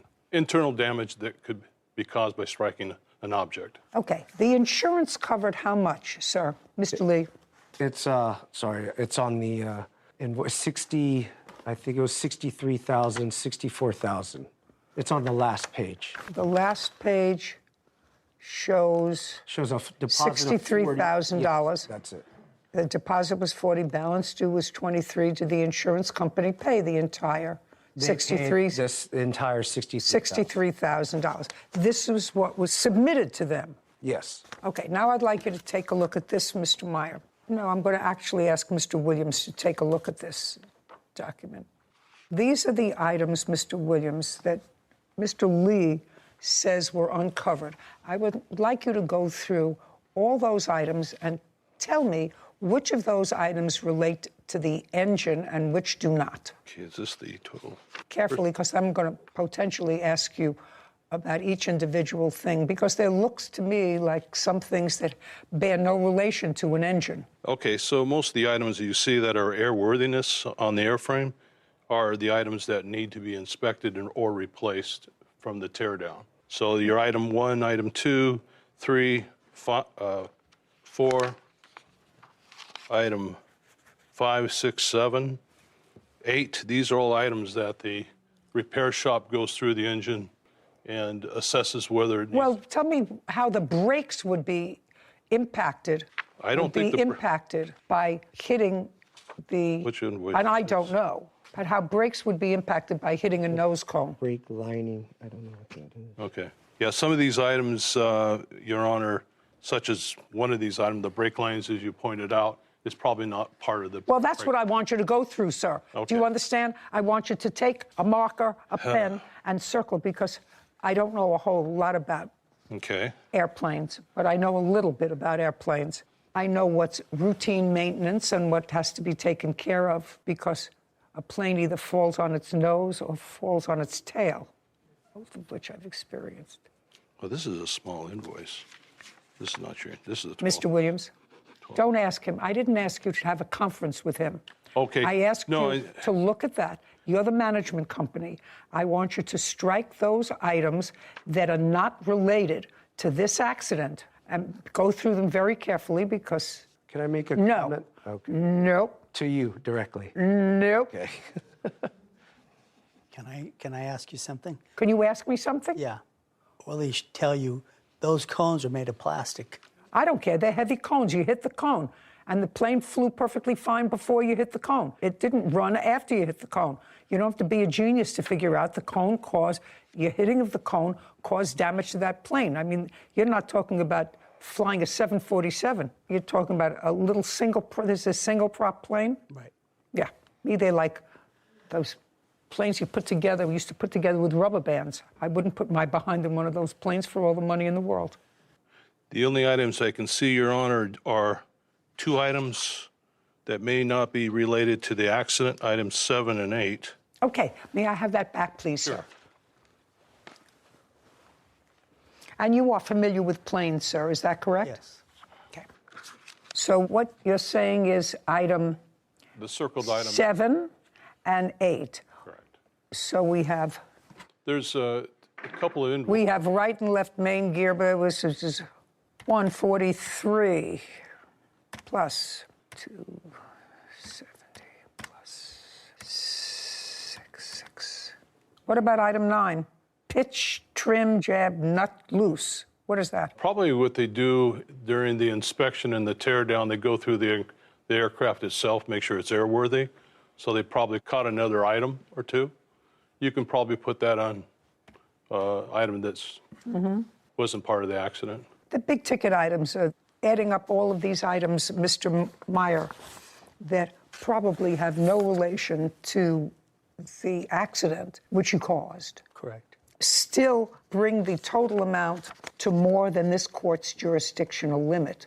Can you tell me, sir, why your insurance, Mr. Williams, let's go back to you. You manage this plane. Can you tell me why Mr. Lee's insurance didn't cover all the damage to the plane? A lot of the prospective renters or instructors that everybody uses, or we used in this case, carry their own insurance for this type of incident. Their insurance covers basically downtime, loss of operation, or in this case... You mean Mr. Meyer? Yes. Would have his own. Do you have your own insurance? No. No. Don't you do a check to find out if they have their own insurance before you recommend someone? He had insurance, but it was lapsed. If you have insurance that's lapsed, then you have no insurance. Yeah, that's correct. So you're lucky that he's not suing you.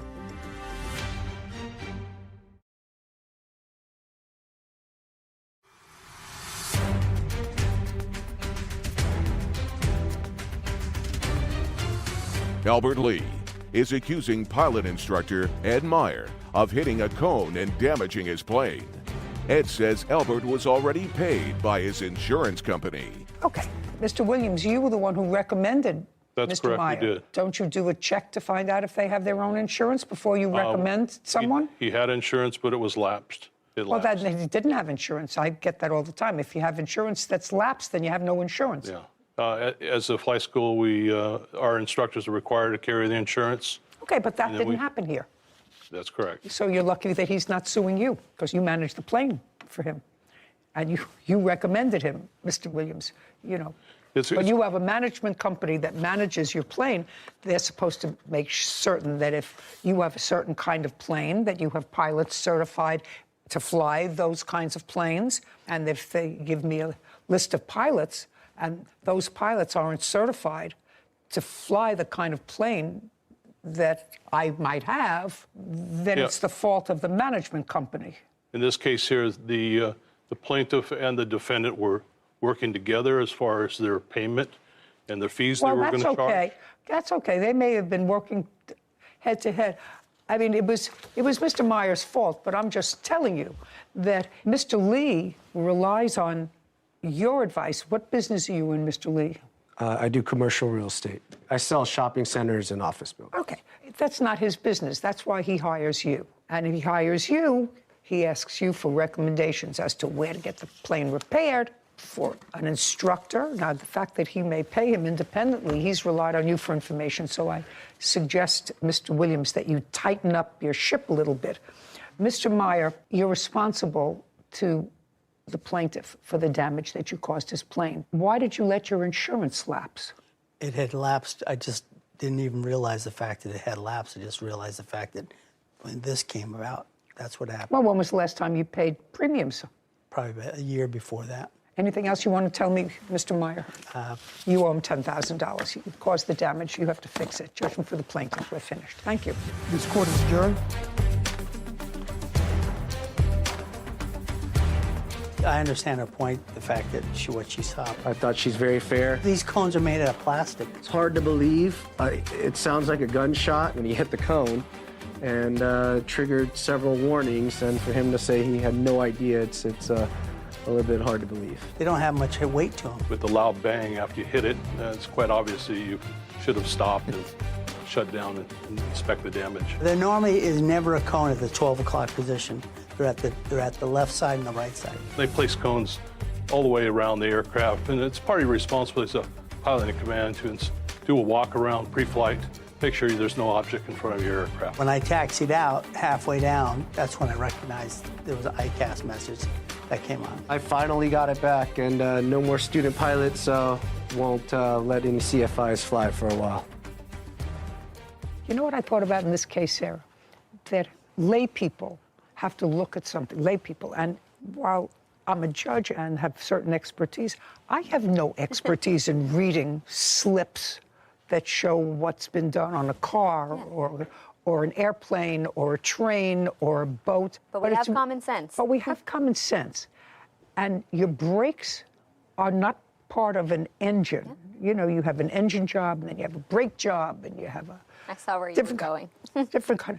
And, you know, if you have an accident that impacts on the right driver's door, if you put in a new wheel casing in the left rear door, well, that has nothing to do with an accident. Probably just an oversight. He did state that those two items were not part of, you know. He did. He did at the end, but it just feels a little uneasy when they try and slip those things in there, that just common sense doesn't ring true, that it comes from the Yeah, you know, front, back, you know, the head of a horse, the tail of a horse, it doesn't fit in. And there's really no difference between not having insurance when you're driving a car and not having insurance as a flight instructor.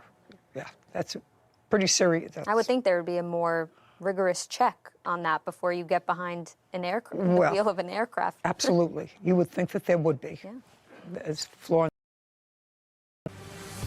Patricia Franchini and her husband Giovanni Nunez are suing their neighbor, Scott Elam, for the cost of a baby macaw bird. Court come to order. All rise. Have a seat, please.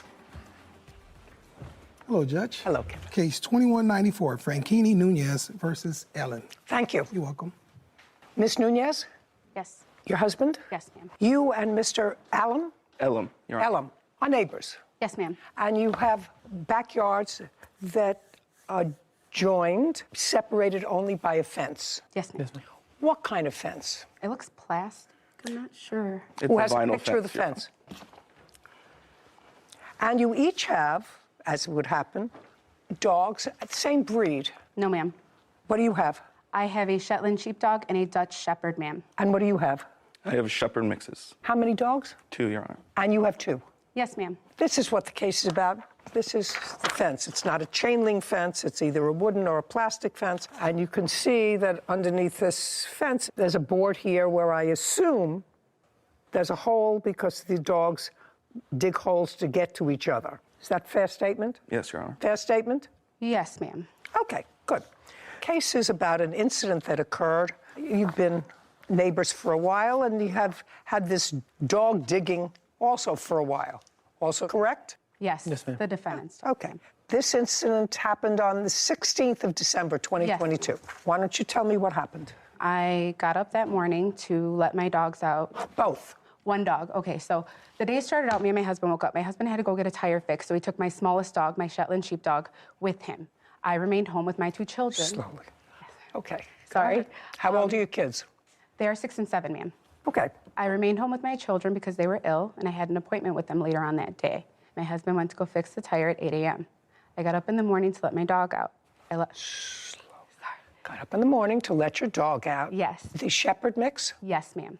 Okay. I let her out, and then she came back in, and I was cleaning, and my 2 children were in my master suite with my macaw, Penelope. Okay. That's what the case about. This case is about a macaw. Yes, the ma'am. cost of a macaw. Yes, which is a bird. Yes, ma'am. Go ahead. My kids were in the master suite. I opened the door. I'm out there cleaning. I let my dog out of my... And the dog came back. Sliding door. She came back.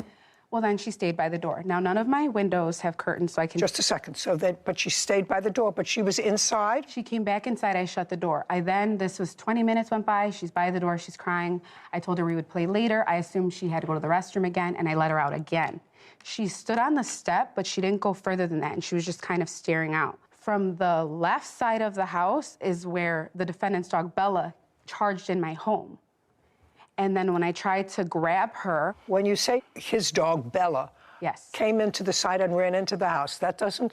Somehow, if the dog, Bella, came out and your dog was on the step, it would seem to me would stop on the step at first to sniff, play with your dog if your dog is sitting outside. I mean, I have dogs. Would go over to that dog first, not run into your house. You would think that, ma'am, but she's been in our house 3 times before this because I had to return her to the defendant on 3 separate occasions.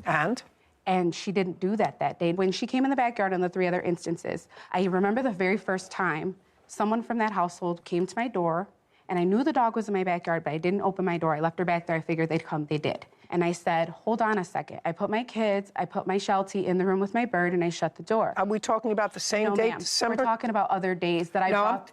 Okay, let's not go on tributaries. Yes, ma'am. What's your dog's name? Lucy.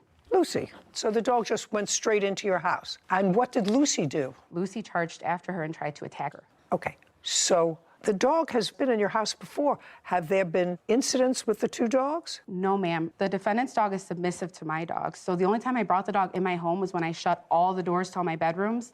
Someone from the defendant's home came. I opened up the front door, brought her in, and she went straight out because there was nowhere else for her to go. Okay, so it's your dog that is Lucy is the more aggressive dog. Lucy's never been aggressive with her. I believe that Lucy was aggressive with her that day because of the way she came in the house. When you say Lucy was aggressive, what did she do? She started growling at her, and she started to... In the house? Yes. Now they're in the house. Put a period there. We have the 2 dogs in your house. Yes. And they are growling at each other. So that's not a happy picture because they're big dogs. Yes. Now let's get to the bird. You purchased a macaw. Yes, ma'am. You have a photograph of what they look like? Yes. When did you purchase the macaw? I purchased her with payments over time. I completed the purchase at the end of September 30th. This is the macaw. Yes, ma'am. That's my parrot. Yes, ma'am. In December, how old was she? She was going to be 8 months. And how much did you pay for her? I paid $4,320.08 for Penelope. Okay, can I see the bill? Absolutely, ma'am. Her birth certificate along She's with beautiful. all of the... Pretty bird. Thank you, ma'am.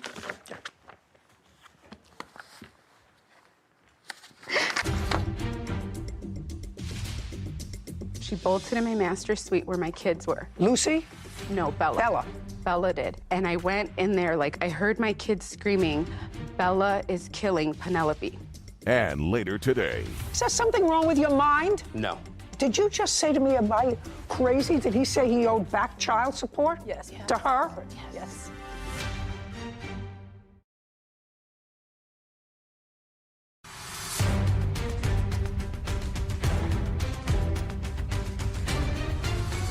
Patricia Franchini claims her neighbor, Scott Elam, owes for the cost of a baby macaw bird killed by Scott's dog.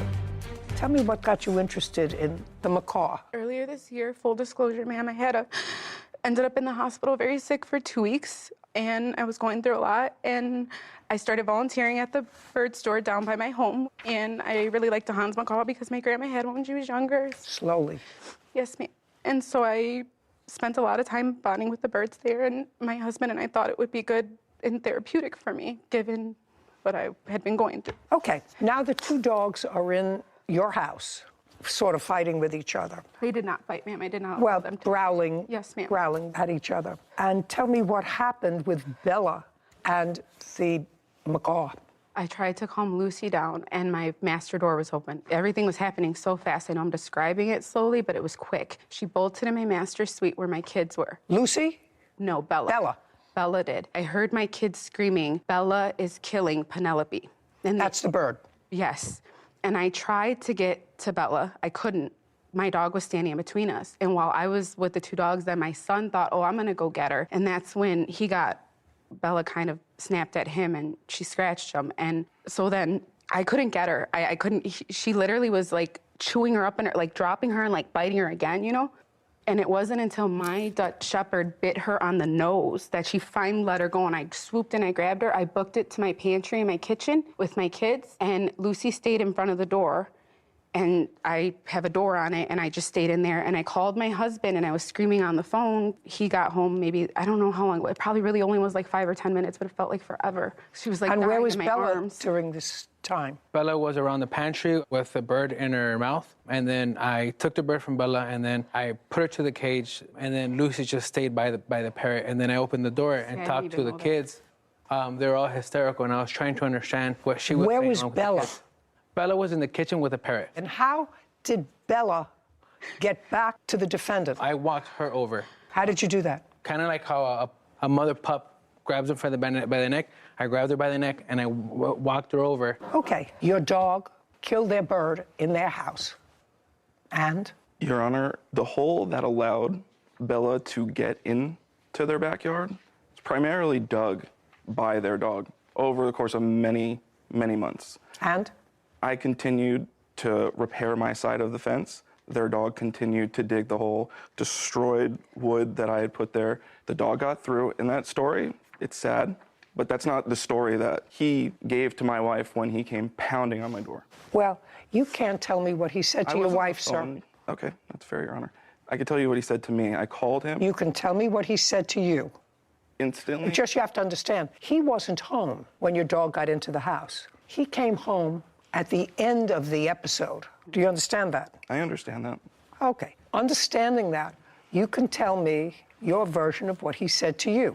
What they both said to me. I've had conversations with the both of them since this has happened. Okay. The story has changed 2 or 3 times. First, it was she was doing something in the backyard and Bella just came charging in and basically knocked her out of the way, got inside.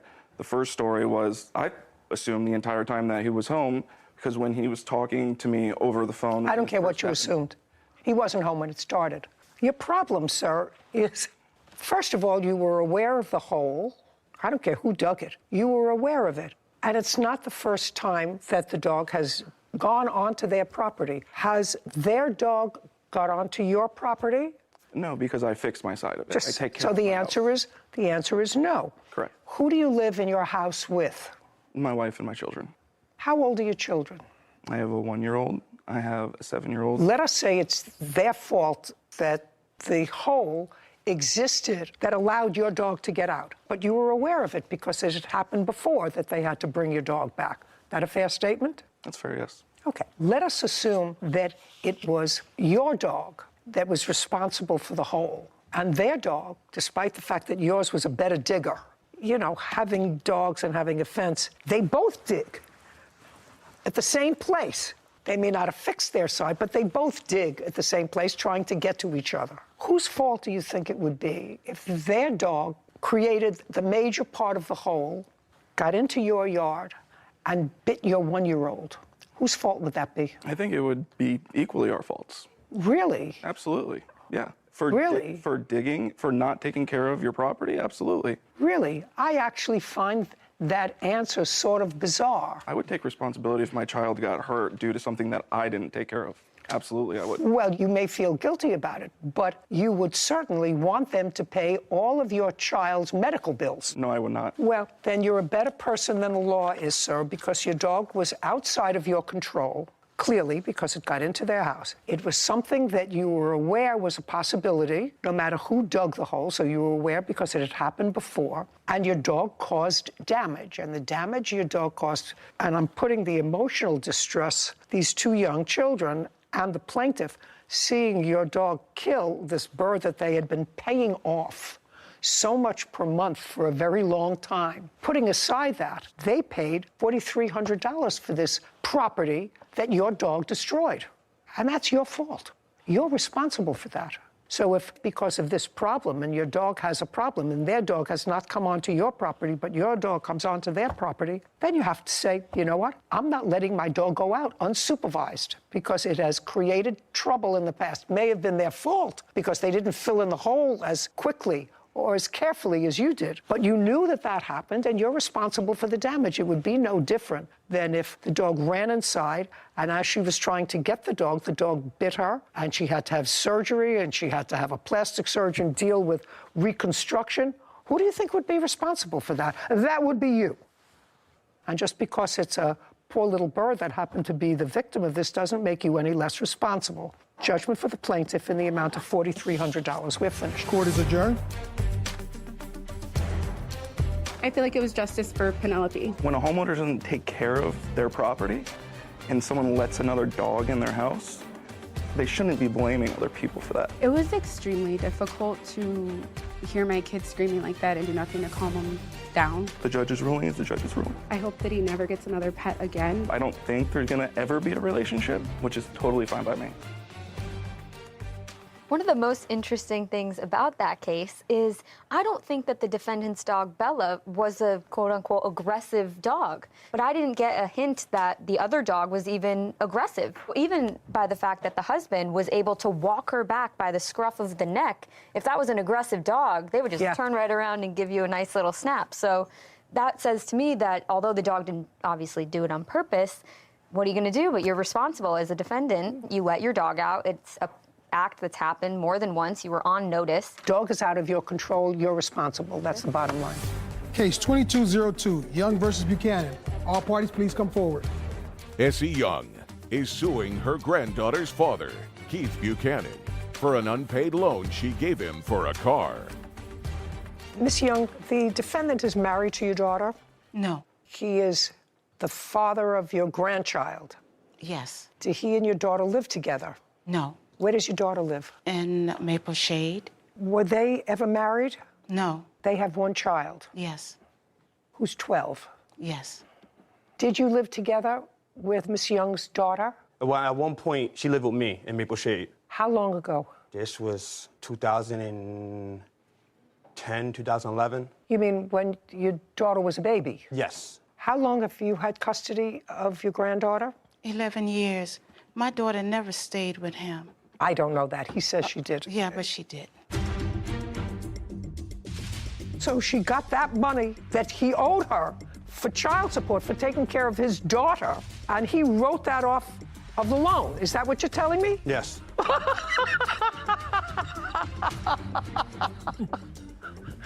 Oh, my God.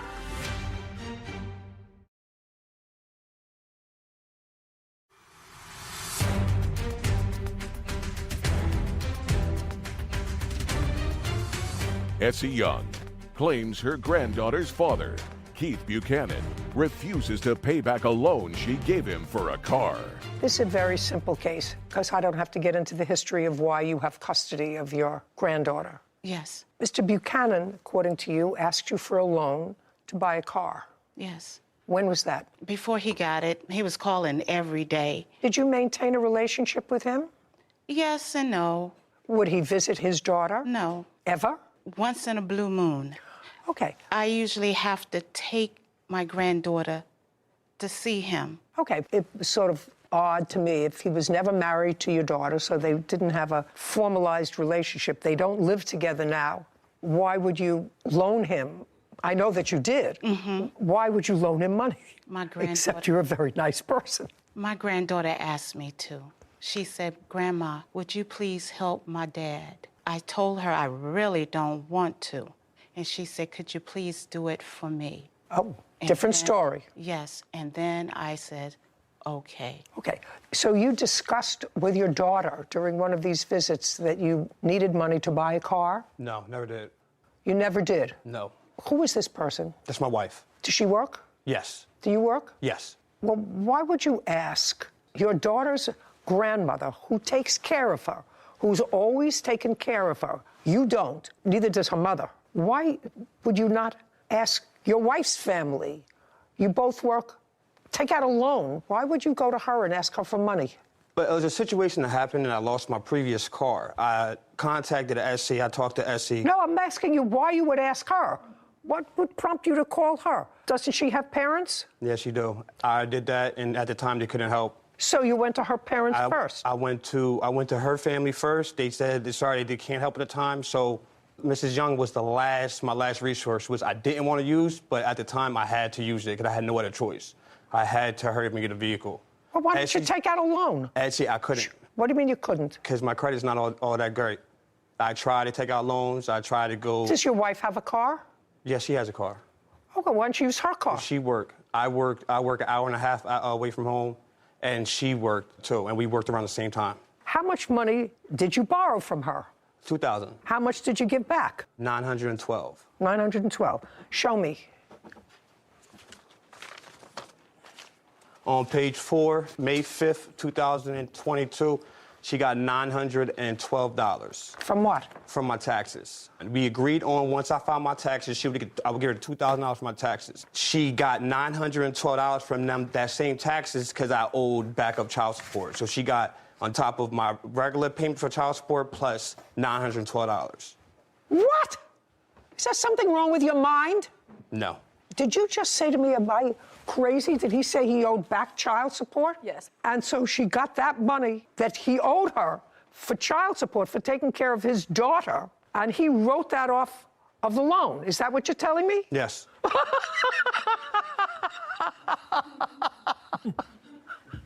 Oh, my God. That's the dumbest thing I ever heard. Well, not ever. I should take that back. It's the dumbest thing I've heard today. If you owed her back child support, how much did you owe her? Only owed her $900. In back child support? Yes. Okay. That I fully forgot. Just a second. You owed her that money. In addition to owing her that money, you owed her $2,000. Do you understand that? So you owed her $900 plus $2,000. Are you not following me? Am I getting something wrong here? I'm with you. Are you following that? That's either a yes or a no. No, I'm not. Okay, well, I'm going to repeat it again. What you said was they took money out of your taxes for back child support, $900. So that means you paid her $900 of the $2,000. That's what your argument is. Yes. Am I getting that? Yes. You already owed her the $900. I had no awareness that I owed her $900. When I found out that $900 got taken out the taxes, I had no tax coming back. I was like, look, you got $900. You're going to have to give me time. And that's when it went south. Oh, you got $900 that I owed you anyway. Now I need more time. Oh, my God. How is your granddaughter in school? She do okay? Yes, she does well. Okay? Yes. Okay. Either his math skills or his moral skills are somehow lacking. It's the moral. Judgment for the plaintiff in the amount of $2,000. We're finished. Thank you very much. This court is adjourned.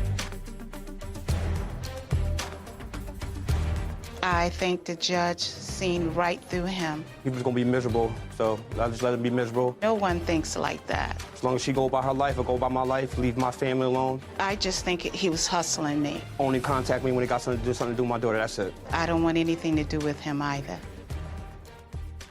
So initially, I may have been a little lost. It took me some time to get there. But I thought that what the defendant was saying was that he was expecting $2,000 on his tax returns. So he told plaintiff, when I get it, I'll repay you the $2,000. And then in his mind, when the $900 left the account, he didn't know that that was not going to be there for the back child support. So he only had, the $900 and change left to give her. I was like, okay, that makes sense. He thought that it would be the full $2,000. Come to find out, he thinks that the back child support is what fulfills his loan obligation, which wasn't even the full amount, not even half. And all to someone that has been raising your child for 12 years. He's probably worse at math. Jada Maxwell is suing her sister, Valastasia Maxwell, for unauthorized bank account charges and property damage. Court come to order. All rise. Have a seat, please. Hello, Judge. Case 2191, Maxwell versus Maxwell. Thank you. You're welcome. Miss Maxwell, this is your sister. Correct. Older, younger? Younger. The two of you decided to take an apartment together. Correct. When was that? August 27th of 2021. Were you both on the lease? No, ma'am, just me. How long did you live together? It was about 6 to 7 months.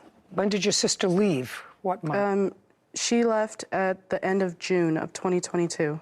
June of 2022. Miss Maxwell, was it your arrangement that you would split the rent? No, I would pay a portion of the rent, not split it even. Well, tell me what a portion was.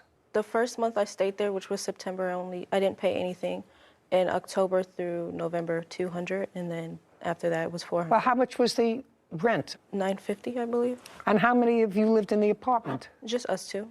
Well, why weren't you paying half the rent? I slept on a couch. Oh, is that correct? That is correct, Your Honor, except for the agreement. The agreement was that she would keep the apartment clean and pay half the rent and utilities. Well, why would she pay half the rent if you get the bedroom? It was her agreement. That was just... No, I'm just saying, that doesn't sound reasonable to me. If she got the couch and you got the bedroom, why would she pay the utilities and half the rent? Well, it wasn't... The rent itself was like, she gave me what she could, but that was just our agreement. I bought the couch big enough so that she would be able to use it. Nonsense. Okay, this is what the case is about. You claim that she stopped paying any money towards the apartment and you threw her out. And when she left, she damaged some property, and then she charged some money on either your credit card or a debit card. My debit card. Did you ever give her your debit card? There was only one time when I handed her with permission to use the credit card at a gas station. That's not true. You had a physical debit card? Yes, Your Honor. Okay. And the one time that you let her use it, I want you to tell me when that was and what that was for. It was within the time period of her living in the apartment. We were at a gas station and I was filling up. She went inside the gas station to purchase something because she didn't have money at the time, and that was it. That was the only time that I recall her ever giving her permission to use my card. Okay. She moved out of the apartment in June of 2022, and I understand it was not an amicable process and the police were called. Correct. Who called the police? I did. Why? My dad gave me advice, and he said that I should call the non-emergency escort so that they can watch her, make sure that she actually leaves when she was asked. And what day in June was this? I do not recall the date. You don't have a police report or a number? Not for that. They didn't give me a police report for that. Did they give you a police report for something else? I have the police report for the fraud. Oh, I'd like to see that. Yes, Your Honor. Because it is your claim that you used the information from your debit card and withdrew a lot of money from your debit card. Correct. So you reported this to the police on August 25th? 24th. It says reported okay. 8/25. How much money did she take out of the account? At the time of that, it was only estimated about 10, but once the July statement came out, I was able to add up more, and it was nearly 14, 15 grand. May I see it, please? How did you get her banking information? I had to call them. Shh. How did you get her banking information? I don't have her bank information. Well, you took money out of her account. You acknowledge you took money out of her account. I only took money out when she gave me permission. No. You acknowledge that you took money out of the account. I've read your answer. How did you get her account information? She gave me her card on multiple occasions. You mean after you moved out, she gave you her card? No. Shh. Yes. Do you understand? You're not going to end up well here. Do you understand that? Because if she called the police to watch you, to escort you out of the house, there is no question that she did not thereafter give you permission to use her credit card or her debit card. That doesn't make sense. She did. Do you understand the chronology of what I'm saying to you? Yes, Your Honor. So if I were to believe you, the only time you used her credit card is when you were still there. And that was prior to June of 2022. That's incorrect. My grandmother passed away in August 9th of 2021, and she was my legal guardian to the age of 18, so I was under her account as a beneficiary, so when she passed, I got the money.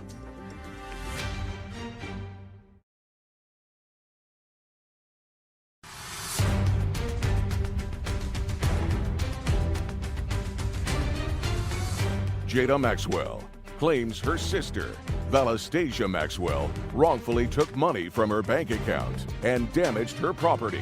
There is no question that she did not thereafter give you permission to use her credit card or her debit card. That doesn't make sense. She did. Do you understand? Do you understand the chronology of what I'm saying to you? Yes, Your Honor. So if I were to believe you, the only time you used her credit card is when you were still there. And that was prior to June of 2022. That's incorrect. Just a second. So you're telling me that after she called the police to escort you out of the apartment, she still gave you permission to use her card? Yes, Your Honor. I still went over to her apartment until July 15th. For what? I had my stuff there. Just to gather your things. And she let me use her car multiple occasions to get some of the furniture that she let me have. And she told me that I can use her card. When was the last time you visited with your sister? July what? July 15th. And when was the last time you used her card? July 16th. What did you use her card for July 16th? Rent. Between what periods of time did you use her card? Give me the dates. Since September of 2021 until July 16th. September of 21. And what was it for in September? She would send me to the store, or if I was already at the store in her car, she would tell me to use her card or something like that. She would pay me to. How much did you spend on her card just for you? Just for you, not for joint, not send it to the store. Here's my card. I have it here. Tell me how much you spent on you. I'm not sure of the exact amount. Did the police contact you with regard to the fraud? No. They never did? No. The police report, do you name your sister as the person who stole your money? Yes, Your Honor. The bank told me. No, don't tell me what the bank told you. Bank doesn't tell you anything. Would you show me here, maybe I'm missing it, where you report the person who took the money out of your account? That is the only document when I went down to the station that they gave me. When I went to actually make the file, she just asked me a couple questions, who I thought No, it was. don't tell me what somebody else asked you. Yes, Your Honor. Did you report to the police that it was your sister who fraudulently took your money? I did, but the police eventually, they cut it off because I was going to pursue small claims. They told me that they are no longer needed. Small claims. Why were you going to pursue small claims? How much money how much money does she have? Miss Maxwell, let's get it together. Let's get it all together. Okay? You were not going to pursue small claims because you knew that in small claims you would end up with zero. You knew that. At the time, I didn't understand what everything meant, which is why I tried calling a bunch of people, and I spoke to No, I just want to know why, at this point, because the bank gave you back some money. Correct. How much money did the bank give you back? I have it here. It was about $4,900, nearly $5,000. Okay, and they gave you back almost $5,000. I'd like to see the communication with the bank. With the bank as to, I mean, if you are alleging fraud, right. If you're alleging fraud and you say that you had all of this money taken out of your account. Correct. Okay, then there's no reason why the bank, if you were alleging fraud and they found that there was fraud, why wouldn't they return all the money? Because they have a policy that within the 3 months, they can only go up to the first 3 months. And because I didn't realize sooner, they can only go up to that 3 months. So they were only able to give me back within the transactions within those 3 months. Is this a savings account or a checking account? It was beneficiary. What is that? When somebody passed and you get money. Explain that to me. I don't understand what beneficiary account is. My grandmother passed away in August 9th of 2021. And she was my legal guardian to the age of 18. So I was under her account as a beneficiary. So when she passed, I got the money. So you were living with your grandmother? Correct. Okay. And what was the benefit package? What do you mean? How much did you get as a beneficiary? It was about $50,000. On what date? I'm not sure when it was processed, but it was opened. Payment started of October of 2021. Or transactions I don't started. understand what a beneficiary account is. Who paid the money? Who paid this $50,000? My grandmother. She would put money in there so that if something were to happen to her, the money would go to me or whoever she listed. Your Honor. It's a type of savings account. In simple words, a beneficiary bank account is a type of savings account in which the funds are transferred to somebody else after the account owner passes away, directly to the beneficiary. Okay, this had nothing to do with you receiving benefits through your grandmother. No. This is an account that your grandmother set up for you. Correct. Now, is that grandmother also her grandmother? Yes, Your Honor. Did you have a relationship with your grandmother? Yes, I did. Did she only set up the one account? I'm not sure, but I wasn't the only one that received money. What about you? Nothing. Okay, so how much is left in that account now? The account is closed out. By whom? At the bank. After a certain, once it goes under a certain amount, they send you a check with the rest of the money. How much did they send you a check for? It was about $200. Well, who spent the $50,000? I made transactions throughout the time period as well. Okay. What did you buy with $50,000? I just basically used it. What does that mean? I wasn't responsible with it. I'll be honest about that.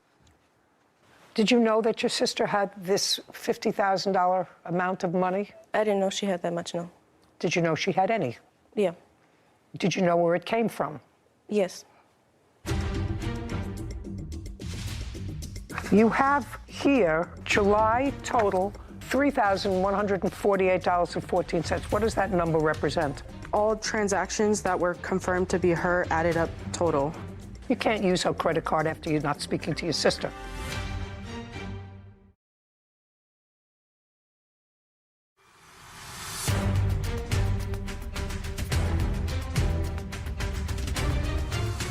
Jada Maxwell has accused her sister, Velastasia Maxwell, of taking money from her bank account and damaging her property. Now, what did you buy with $50,000? I just basically used it. What does that mean? I wasn't responsible with it. I'll be honest about that. Did you know that your sister had this $50,000 amount of money? I didn't know she had that much, no. Did you know she had any? Yeah. Did you know where it came from? Yes. Are you working? Yes. What kind of work do you do? I'm a cashier. And what about you? I currently work at Chipotle and I also Uber on the side. When was the last time you saw your sister? July 16th. Or, I'm sorry, July 20th. Are there any charges here after July 16th of 2021? Yes, Your Honor. I actually gave that up already. In the top, it says July. It's written on there. Just a second. I'm going to give this back to you. Yes, Your Honor. Find any charges that were made after July 16th. It was after July 16th was the last time you saw your sister? No contact. We didn't have contact. So the last time that you saw her was in July? Correct.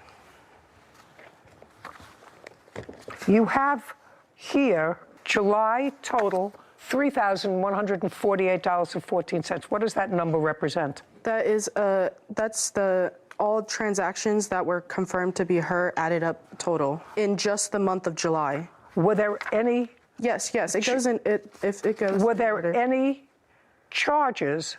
There were quite a few. In August, or was July the last amount of money that you took out? In August, the card got cut off, so there were no. Okay, so that the most that she incurred on the card in July was $3,000. Correct, Your Honor. And she left on July. She was kicked out at the end of June. The end of June? Correct. Yes, June of 2022. Correct. And that was with a police escort? Correct. No. Okay. The police watching you? They left, and I was still in the apartment. But they were there. They were called. Right. Okay. Now, what property do you allege that your sister damaged? Because that's the second part of your lawsuit. It was a couch, and What? it was $1,100.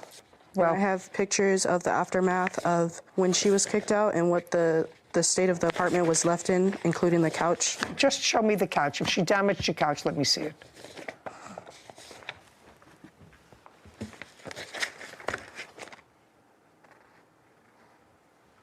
I can't see what the damage is to this couch. It shows better in other pictures.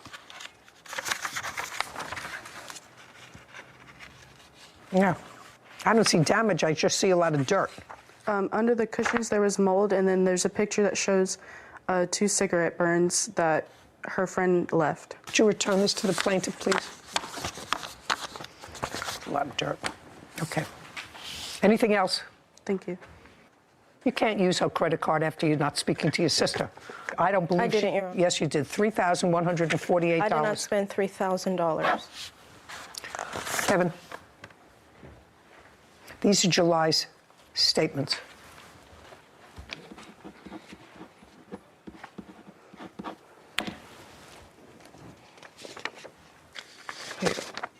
I think one of those things is yours. The bottom document. Okay, anything else?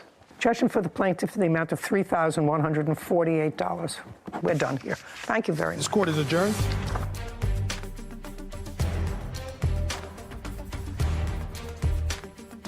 There was a lot more to show, but I'm glad I got something back. She took a lot from me. I don't see how you can decide I made a transaction with my name written in pen. And caused a lot of downfall after the fact. She's just mad, I guess. I'm not sure. I almost ended up homeless. I almost lost my job because of this. I didn't cause any damage. It was very hard. I didn't even want to press charges because she's my sister. Nothing. They pulled up. They said that I had to leave. And I said, no, I already paid my portion. And they said, okay. And they left. No, she was kicked out prior to that. My friend did do that. I can say that. But, like, she's just lying. I didn't damage anything.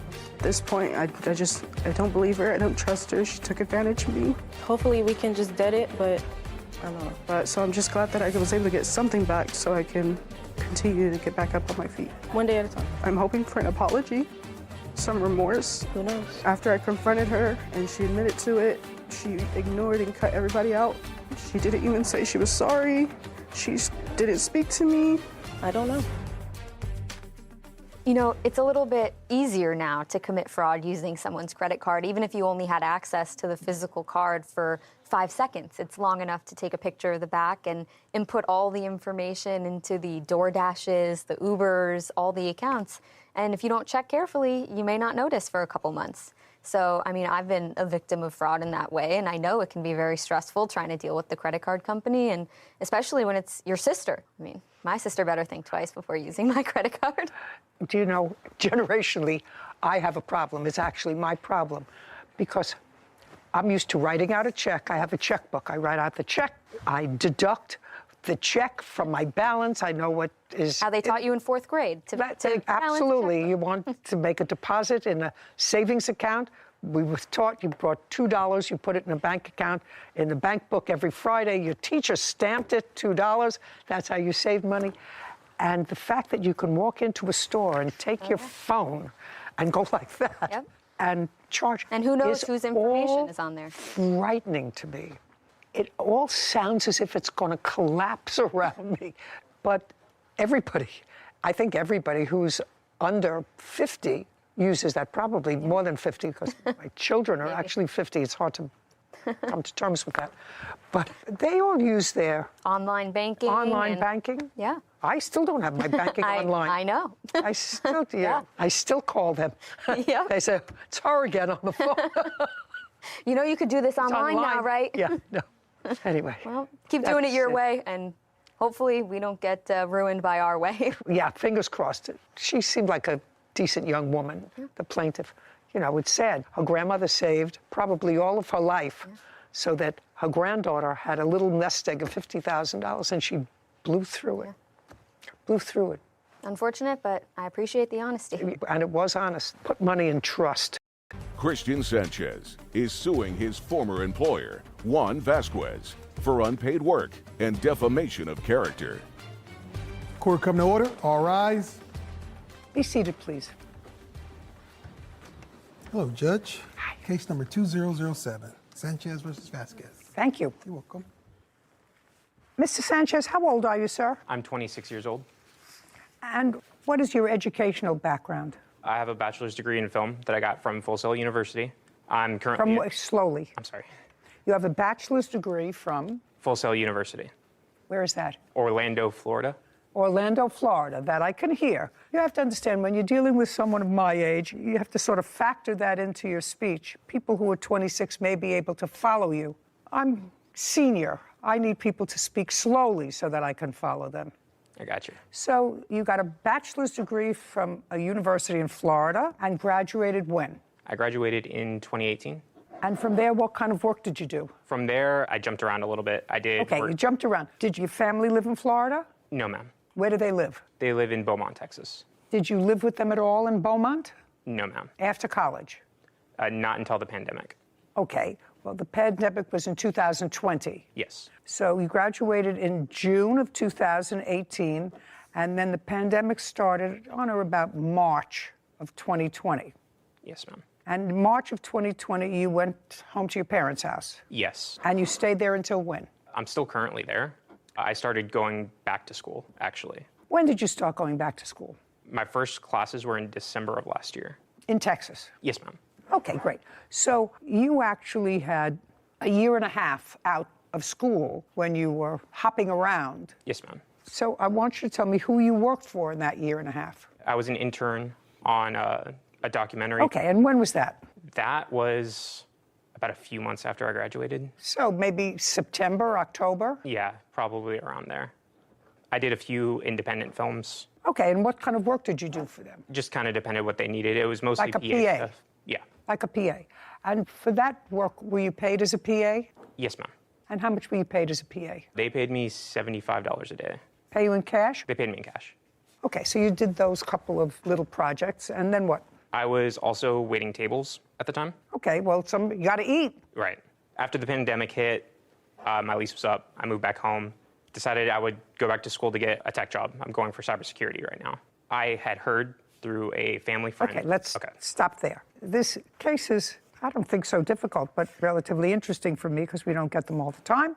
Mr. Vasquez, you were making a movie. Yes, Your Honor. Is this the first movie you ever made? No, Your Honor. How many movies have you made? This was film number 5 for me. Written, directed, produced. Is it a fiction piece or a documentary? It's actually based on a true story. So it's a docudrama. Correct, yes. See that? Are you impressed with that? There you go, a docudrama. How long a film? 90 to 100 minutes. We're still in post, still editing. So Keep your voice up. Approximately how long? 100 minutes. What was your budget? It's still in About what was your budget? Then you're going to tell me where you got the financing. roughly 120,000. Where did you get the money from? A lot of it was my money and other producers. How much did you put in? Over 80,000. And you've got other people in for about 40. Yeah. Did you make money on your other films? I have, yes, in the past. Okay, this is what the case is about. Mr. Sanchez says that he was hired by your company. And he was hired by your company to work on this last film that you were doing. And it was a paying job. And at the end of the period, he was not paid. And in addition, he says that when he complained about not being paid, you put out there on social media that you weren't paying him because he was on drugs. Is that what the case is basically about? Basically. It wasn't on social media. It was through text messages. He accused me of it, but... Text messages? Yes. Well, that to me is almost social media. If it doesn't come to me by the U.S. Postal Service, I call it social media. I know. Okay. Did you answer an ad for this job? No, I heard about it through a family friend. And when did you meet Mr. Vasquez for the first time? We didn't actually meet face-to-face until about Saturday, July 10th, 2021. Did you communicate via text messages or Yes, ma'am. emails? Well, when was the first either text message or email? The first text message was on Monday, the 28th, 2021 of June. 6/28, 2021. May I see that, please? Of course.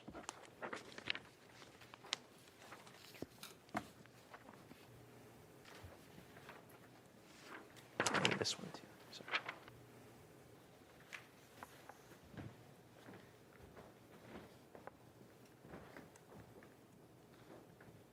Okay. Anything else?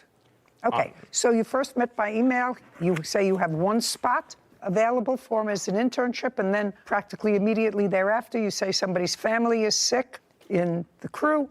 You have a spot for him as an assistant director. So, Your Honor. I'm reading this. Well, you have to tell me what that means. I need a first AD. Someone's family is sick and they can't do it. Correct. So what is an AD? He's basically going to assist me as a director, everything from... Assistant to the director. Correct. Okay. Yes. I need a first AD. Someone's family is sick. So that's different from an internship. Yes, ma'am. Well, I mean, we do have internships where people don't get paid, and then you have internships where they do get paid. Most people now pay their interns. Okay. And when you met, because clearly the last email that I just read suggests that you were approaching the door and you're 2 minutes away, and then you met the defendant. Tell me about that conversation. The thing that I find most troubling here, actually, for the both of you, is he says that you told him not to tell the rest of the crew that he had COVID because they would freak out.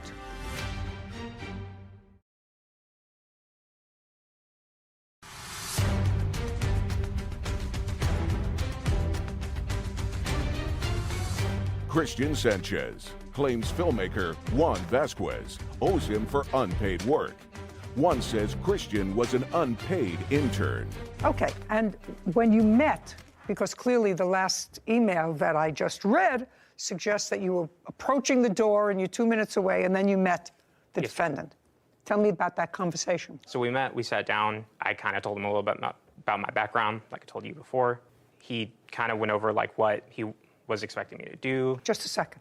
I want you to tell me what he told you that he wanted you to do. Managing the set, creating schedules, calling extras, making sure that they were there on time. Is that what you told him?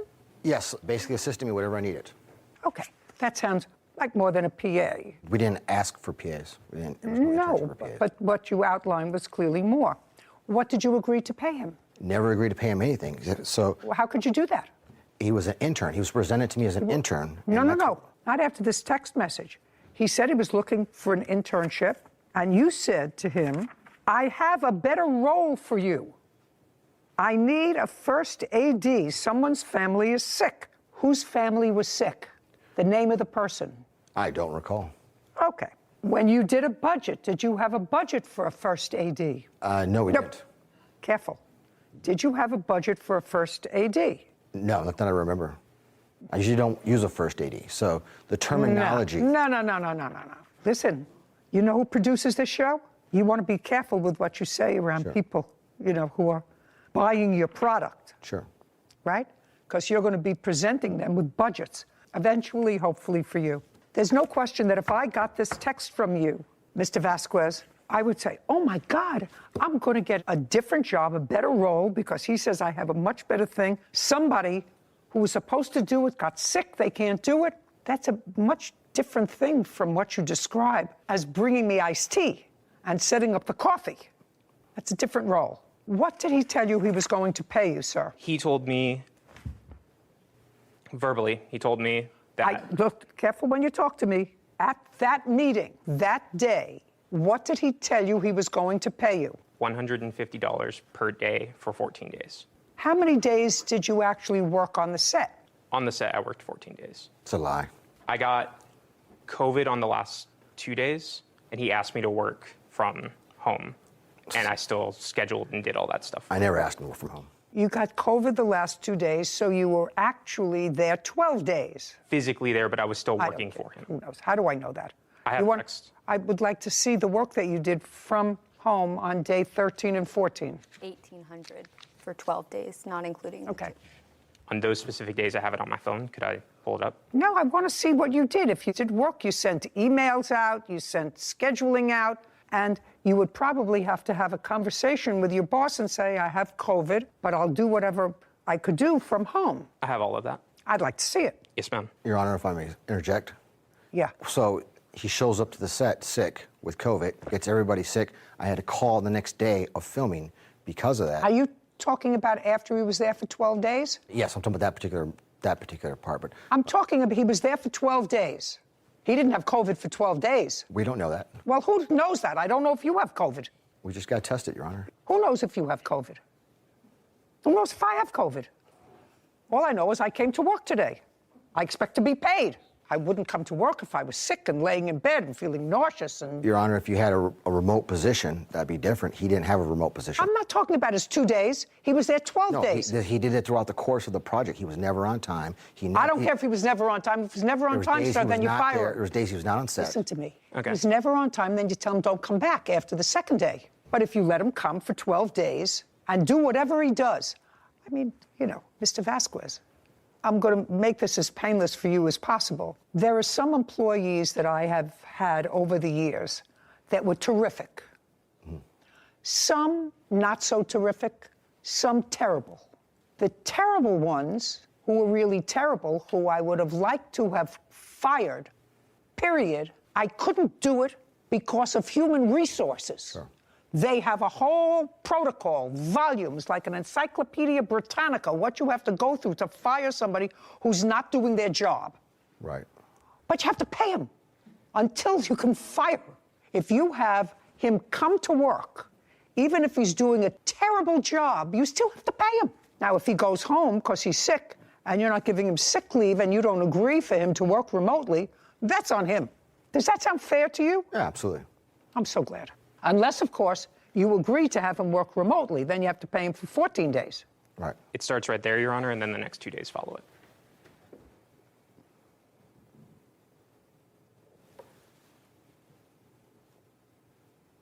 JV, that's you? Yes, ma'am. JV, that's you. So you did, in fact, confer with him from home. Tell him to order food, to picking it up. I don't care if he worked for you for a half hour. He's not your friend. The thing that I find most troubling here, actually, for the both of you, is he says that you told him not to tell the rest of the crew that he had COVID because they would freak out. Correct. And he didn't tell the rest of the crew As far that as he I had know. COVID. Well, you told him not to. And he said, okay. Well, you have to know, as a good citizen, that's not the right thing to do. You do understand that. And, by not having him on the set, we thought that was proper protocol. No, you're supposed to notify people who you came into close contact with. I remember they had this whole contact tracing. I know people call all the time the and say, reality is, Your we Honor, were out everybody together that was a month on ago. the set. What? The reality is, everybody that was on the set, we did discuss the fact that he had COVID, so people knew that. I don't care whether people knew that. It says here, I won't say anything to the rest of the crew, like you said. Yeah, because I didn't want understand to that you don't want everyone to freak out. I just find that troubling. In any event, it's just he like clearly. yelling bomb in an airport. That would create a bigger hysteria. Well, that's what COVID is. COVID is a bomb in an airport. We conveyed to everybody on the set what was going on. The reality is, this man was presented as an intern, never said paid internship. Once he got on the set, he tried to strong-arm us, then demanded the money once he had all the information on the set. We didn't hire him. We didn't post a job for him. We made a job for him because a producer called me up. This is when nepotism goes bad. This kid couldn't even order pizza, Your Honor. He spent $300 at Domino's. Who spends $300 at Domino's? Mr. Vasquez, then you fire him. I should have Do fired you him. understand? I should have fired him. Then your recourse is to fire him. And you're a little company that doesn't have a HR department. Say, you know what? What's your first name? Christian. Christian, you're a nice guy, but it's not working out here. We're going to pay you for 3 days because that's what you were here. Don't come back. I'm going to get somebody else. And we should have did that, Your Honor. But that's what you should have done. Yes. But that's not what you did. You continued to use whatever limited services he provided, even when he was He home were with limited, COVID. yes. Even when he went home with COVID, you continued to ask him to do things for your company and for the film, and that you can't do without compensating him. You gave him a job, and if he didn't work out, say, what was the name of that woman from that show that says you're fired or something? The weakest link. Weakest link, that was the lady. She was terrific. Well, anyway, you say you're fired. That's easy.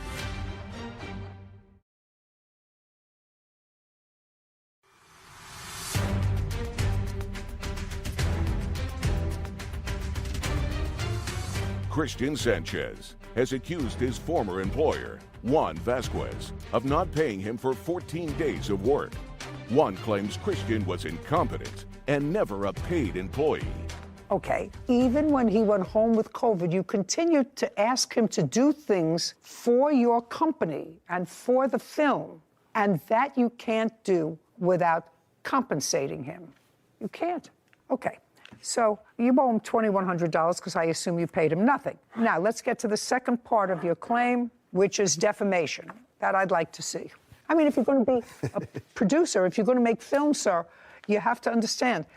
Say you're not working out, you're fired. Something that I would love to be able to say a lot. I agree. Not I working should have out, fired you're him right away. without That's never- risking my house and my car and my dog. I was taking him on as a basically. I don't care what you were thinking. Producer That's called not what me, you said. asked me to take him on. That's why I took him on. He actually called me and told me how Just good a of a second. job I was doing. It doesn't require an answer. Okay. And I can show the messages, how he came to be on the set. He was presented Just a as- second. I don't care how he was presented to you. If your Aunt Tilly said, do me a favor, this is my godson. It was his Aunt Tilly. He hasn't been able to get a job since he graduated from college. He hasn't been able to He's get a job home. since college. He's home in the attic of his parents' house playing the Lives with his guitar. parents. We want him to have a job. It's irrelevant. You gave him a job. And if he didn't work out, say, what was the name of that woman from that show that says you're fired or something? Well, anyway, you say you're fired. That's easy. Do we remember the name of that woman from England who had a show where she said, you're out, get out? I don't know. She was terrific. Let me see. The weakest link. Weakest link. That was the lady. Perfect. Thank you. And that's a direct text message to him. I never posted on social media. Oh. It was actually a group text. Just a second. So, Mr. Vasquez, in here, you say to him, this is the second part of his case, which is for defamation. And that's okay. He didn't defame you. Okay. Sir, he said they're taking you out of the credits, but you were never promised credits. In the contract, it says I am. Let me see where in the contract that said you'd be in the credits. And I didn't even know there was a contract. I thought He's you had also done this before. Shh, Oh, wait. shh, shh. It says you employed him as an actor. Your Honor, I'm signing actor agreements every day. He put that in front of me to sign. Why would I sign an actor agreement for a first AD? Just a second. Sir, is this the agreement he put in front of you? Or did you? I signed actor agreements every day on the You're a business guy. Yeah. I'm a business lady. That looked like an I actor don't agreement. sign That's why I signed it. actor agreement. That's what it says. Yeah. He's not an actor. Don't sign it. It says you agreed to pay him $150 a day for 4 days of shooting. 14. 14 days of shooting, and that he will be responsible for paying all the taxes on it. So he was going to be paid in I didn't write that out, Your Honor. Kevin, would you show this to him, please, and see if he can identify that as his signature? I'm going to check here to see if it's his signature. It looks like his signature to me. Mr. Vasquez, it appears to be the same signature that you used to sign the answer. Yes, Your Honor. So that's your signature? Yes, Your Honor. Okay, and this says, actor shall receive a credit for acting in the film. Well, that's ridiculous. You didn't act in the film, right? No, ma'am. Well, we're going to strike that out because you can't perform that because you didn't act in the movie. Do you understand? I understand, ma'am. Okay, very good. And it's clear that whatever this says, based upon this, if you delete one part of a contract, let me see if I remember. If part of a contract, Sarah, is impossible to perform, Then it's not fully integrated. and one party acts on that contract, and you can retain part of the contract because of services that were rendered pursuant to the contract, you can eliminate one part. Yes. So I can eliminate the actor part of getting credit. So you're not getting credit on this. You're entitled to the $150 a day. As far as the defamation is concerned, sir, what he said in here was clear. He said he was told by someone else, which is very possible. And the only thing that you can produce for me today is this fellow who said you tried to put together a little bit of a drug transaction. Are you? No. Well, then you're irrelevant. You can produce, because if he says, told me, then he's not saying you did this. He put it in a text to you that He this said is it what in he was told. retaliation whenever I served him the night before. The very next morning, he sent me that text message. I don't care. I don't care. He's not a great businessman. Judgment for the plaintiff in the amount of $2,100. Thank you very much. We're finished. This court is adjourned. I thought she was very fair. I'm really, really happy with how the judgment came out. He was an intern. Interns aren't paid. It never said paid internship. He tried to avoid signing a contract at first. The reality is, with a budget, we would love to pay the kid, but he cost us more money than he was actually worth. He lies constantly. Nothing's ever his fault. He always makes up a new scenario in which he's the victim. He couldn't even order pizza. I mean, who spends $300 at Domino's? Handed me the actor's agreement, told me to sign it. No more nepotism. If I don't know him, I've embedded him. I don't want them on the project. A little bit weird, but it had everything. And this kid is going to go be a cybersecurity guy. Always save your receipts, dude. Always just keep any sort of communications, even if it's a phone call, send a text or an email that just recaps what you said. I was so happy to vent for a moment on the current inability to fire inept people and to fire people who aren't doing their job, which has been getting worse over the last quarter of century. I actually believe that HR is a vital service for people who are unjustly, based on something other than their performance, treated badly by an employer. And harassment in the workplace, I think, is important. Anyway, I got that out of my system. The contract. Yeah, the contract. I think it was unenforceable to begin because I think the form was clearly erroneous. It wasn't the proper form. He wasn't an actor. Both of them knew he wasn't an actor. Right. However, it was signed by both parties, and there was substantial performance on behalf of the plaintiff by showing up to work every day, performing his duties under the contract. So as soon as he substantially performed the contract, the defendant can't then claim it's unenforceable. First of all, because he's not an actor. Exactly. Yeah, that's what I thought.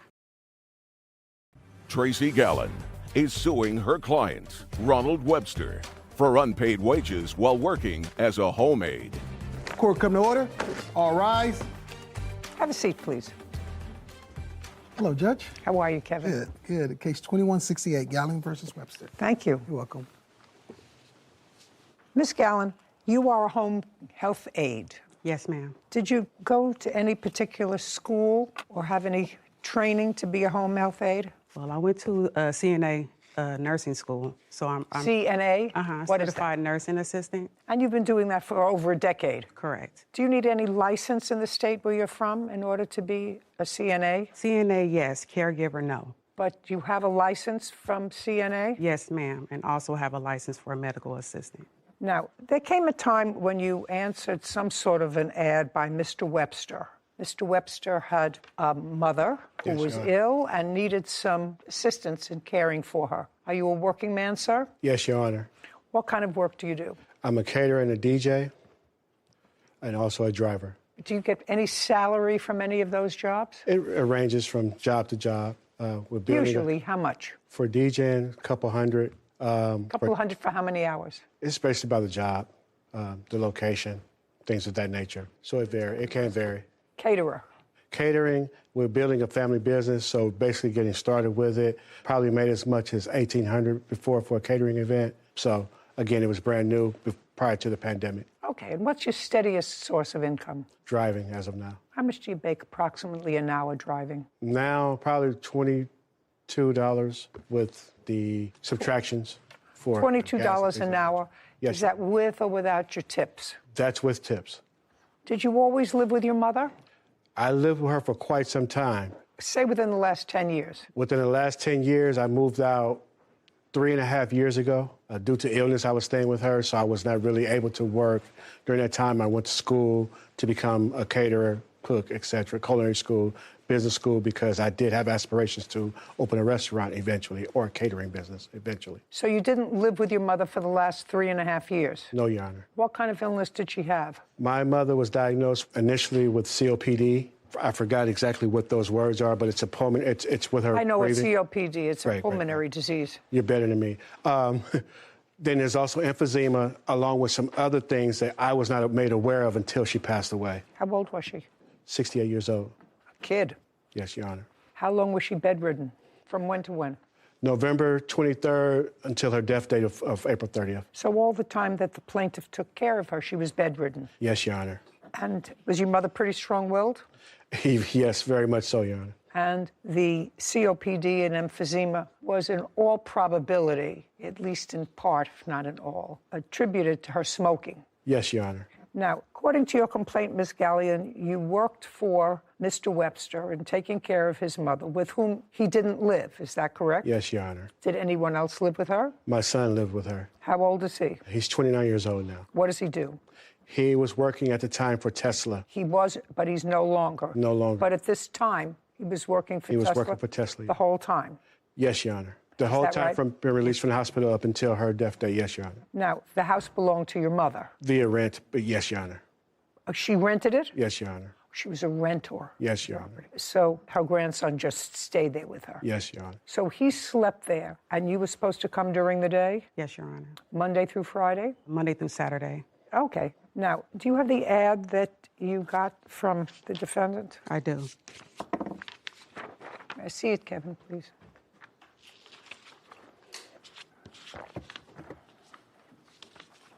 Thank you. I also have the messages, Your Honor, from that ad. Let me just read this.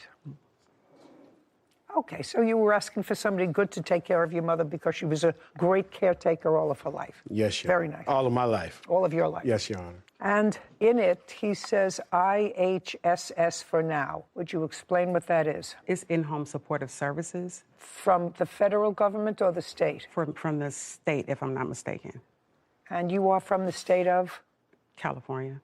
Well, this is what he wrote. So when you spoke to him with the same parameters of your employment as contained in his ad that you would be working for IHSS for now, maybe more in the future. I don't know what that means. I assume it means that if it works out, you'd be paying her in addition to what she was making with IHSS. No, Your Honor, I don't. What does it mean?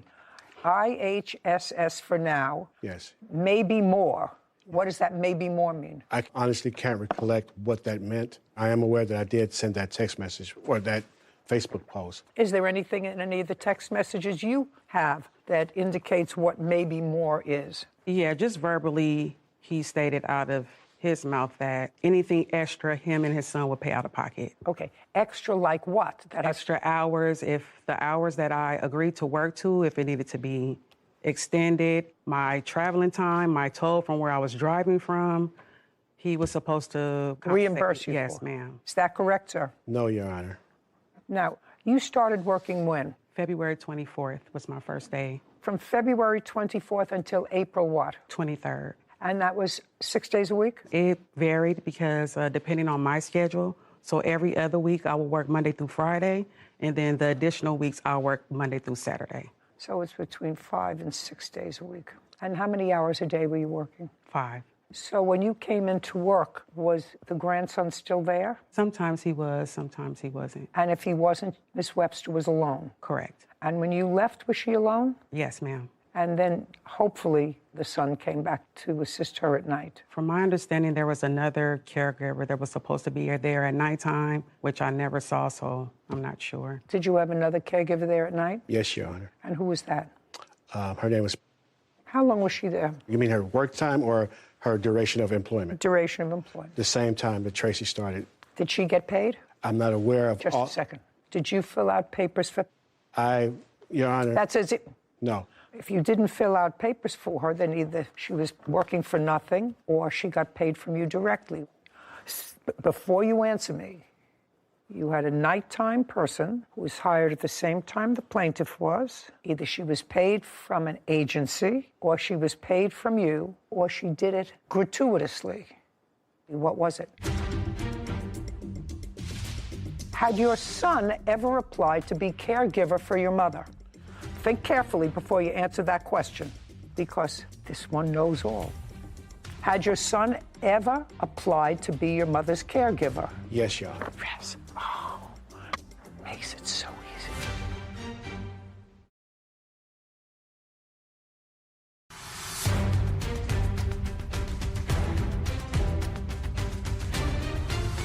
Tracy Gallen claims her client, Ronald Webster, owes for unpaid wages. Now, the agency, was she paid from an agency? Yes. Don't say yes if she was not. If she was not paid by the agency because she didn't get paid, then say she never got any money from the agency. And if you never filled out any paperwork, she couldn't have gotten paid by the agency. Correct.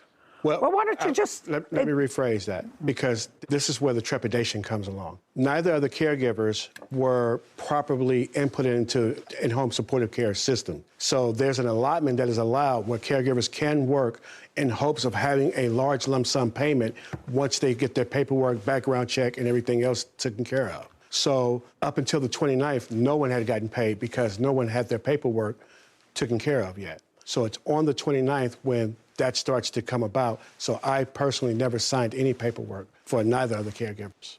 It's not true, Your Honor. Just a second. That's what he's saying. Okay. So he signed no paperwork. And she worked for you from February to March, March to April, for 2 months. How much did you pay her in the 2 months that she worked there? Out of my pocket, I paid her $110 with a caveat. It was the first time that she worked on a Saturday. I asked her to do so because I had... Just tell me how much you paid her. $110. Anything else?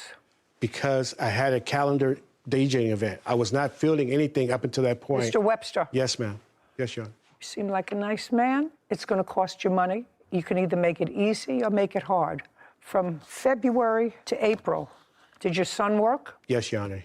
He worked at Tesla. Then I'm not finished with you with that. Your son worked for Tesla. I assume Tesla paid him. I'm assuming he got paid too, Your Honor. And when you worked as a caterer, I assume you got paid. I was not working as a caterer during that time, Your Honor. Were you working as a driver during that time? I did work as a driver during that time, Your Honor. Did you get paid? Yes, Your Honor. Prior to the plaintiff getting hired and this other woman, had your son ever applied to be caregiver for your mother?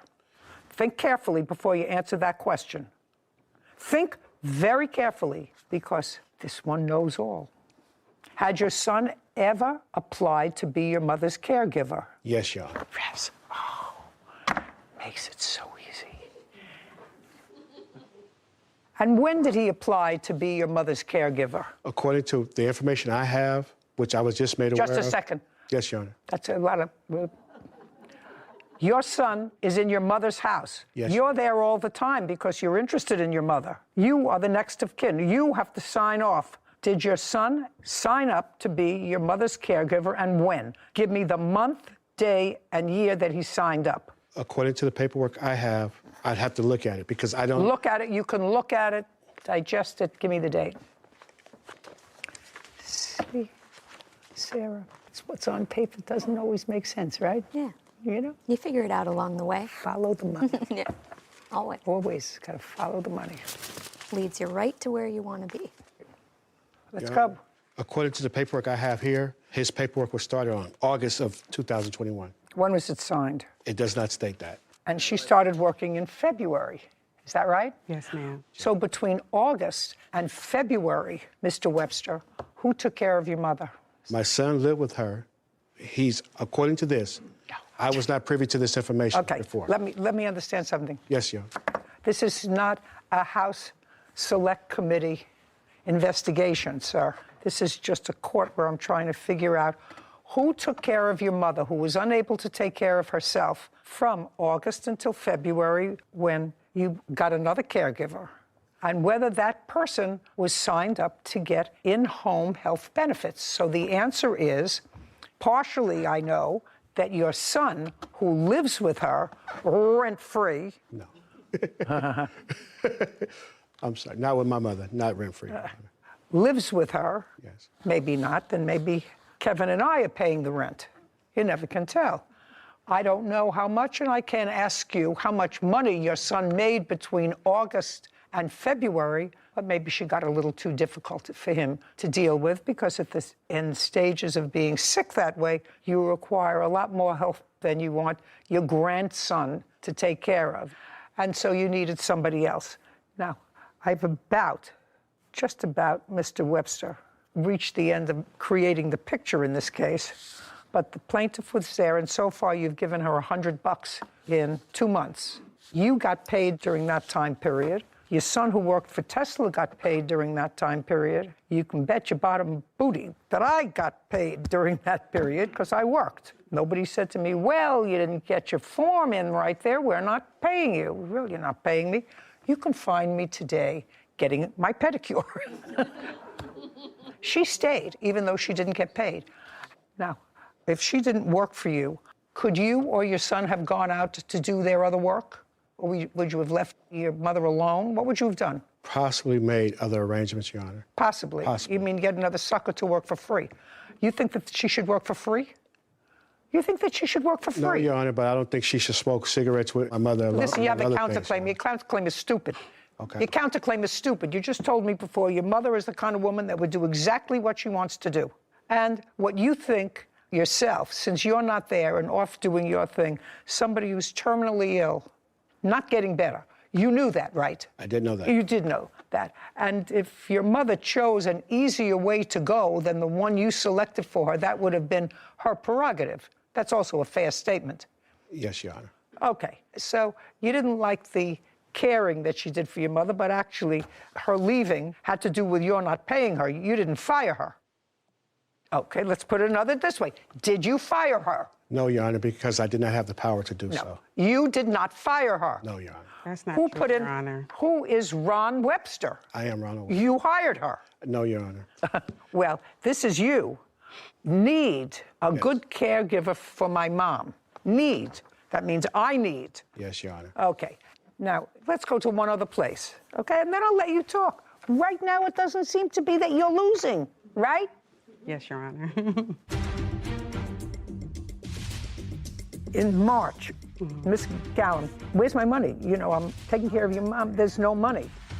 What does he say? He kept blaming it on IHS. He needed to talk to them, and IHS just kept responding to me and was just like, he's crazy.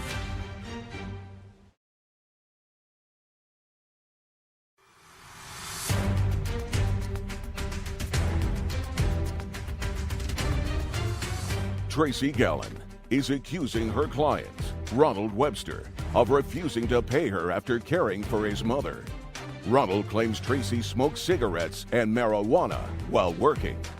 How much do you think the time that she worked there, taking care of your mother, was worth? Your Honor, I personally cannot put a price on that. I know she's contracted through IHSS for $16 per hour. Did your mother have a life insurance policy? My mother had a couple of life insurance policies, yes. What were they, and who were the beneficiaries? I was a beneficiary Of both one. of How them. much? The total was $3,700, Your Honor. Did she have a separate policy for her burial? No, Your Honor. Did she own any property anywhere? No, Your Honor. So what was the total you received from the estate? The policies was set to pay $1,300, which I have not received all. You mean in addition to the $3,700, you'll receive another $1,300? 13,000 is what I meant to say. If I Oh, said 1,300, I misspoke. 13,000. 13,000. Total. How much did you pay for the internment, the service, if there was one, whatever? How much did you pay? You paid for it, I assume, out of this money. I have not done all the math. It's upwards of $15,000 or so, as I'm still. You haven't done all the math. I'm still Fine. making payments. How much are you owed? I have it there, 26. The whole breakdown is, And the amount was $29.12 minus the that's- $300. You say he gave you $300, not $140. Correct. Okay. He cashed at me $300. My question is that at $16 an hour? Yes, ma'am. Which is what you would have made. Correct. Do you have any other evidence to support the fact that he was helping you or that he agreed that this money was due and owed to you? I have the email here where he was asking me to send a total of hours what he owed me. May I see that, Kevin, please?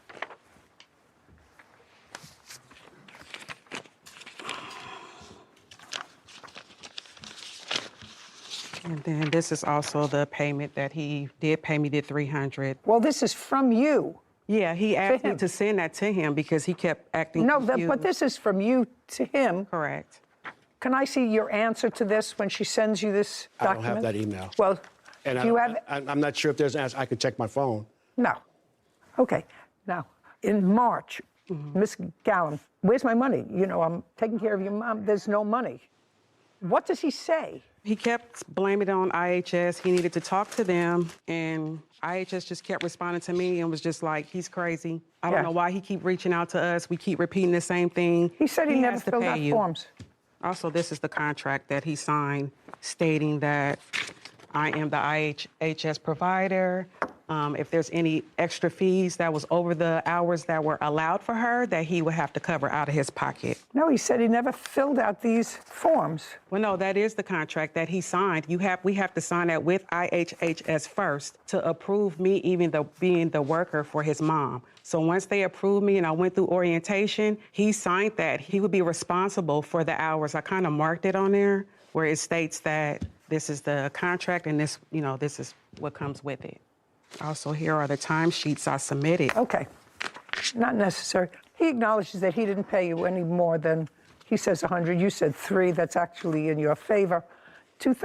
$2,612. I suggest you take it out of the $13,000 that you received from your mother's life insurance. I'm sure she would like her caregiver paid, the one who took care of her in the last couple of months of her life. Your counterclaim, which is ridiculous, is dismissed as for the reasons I already said.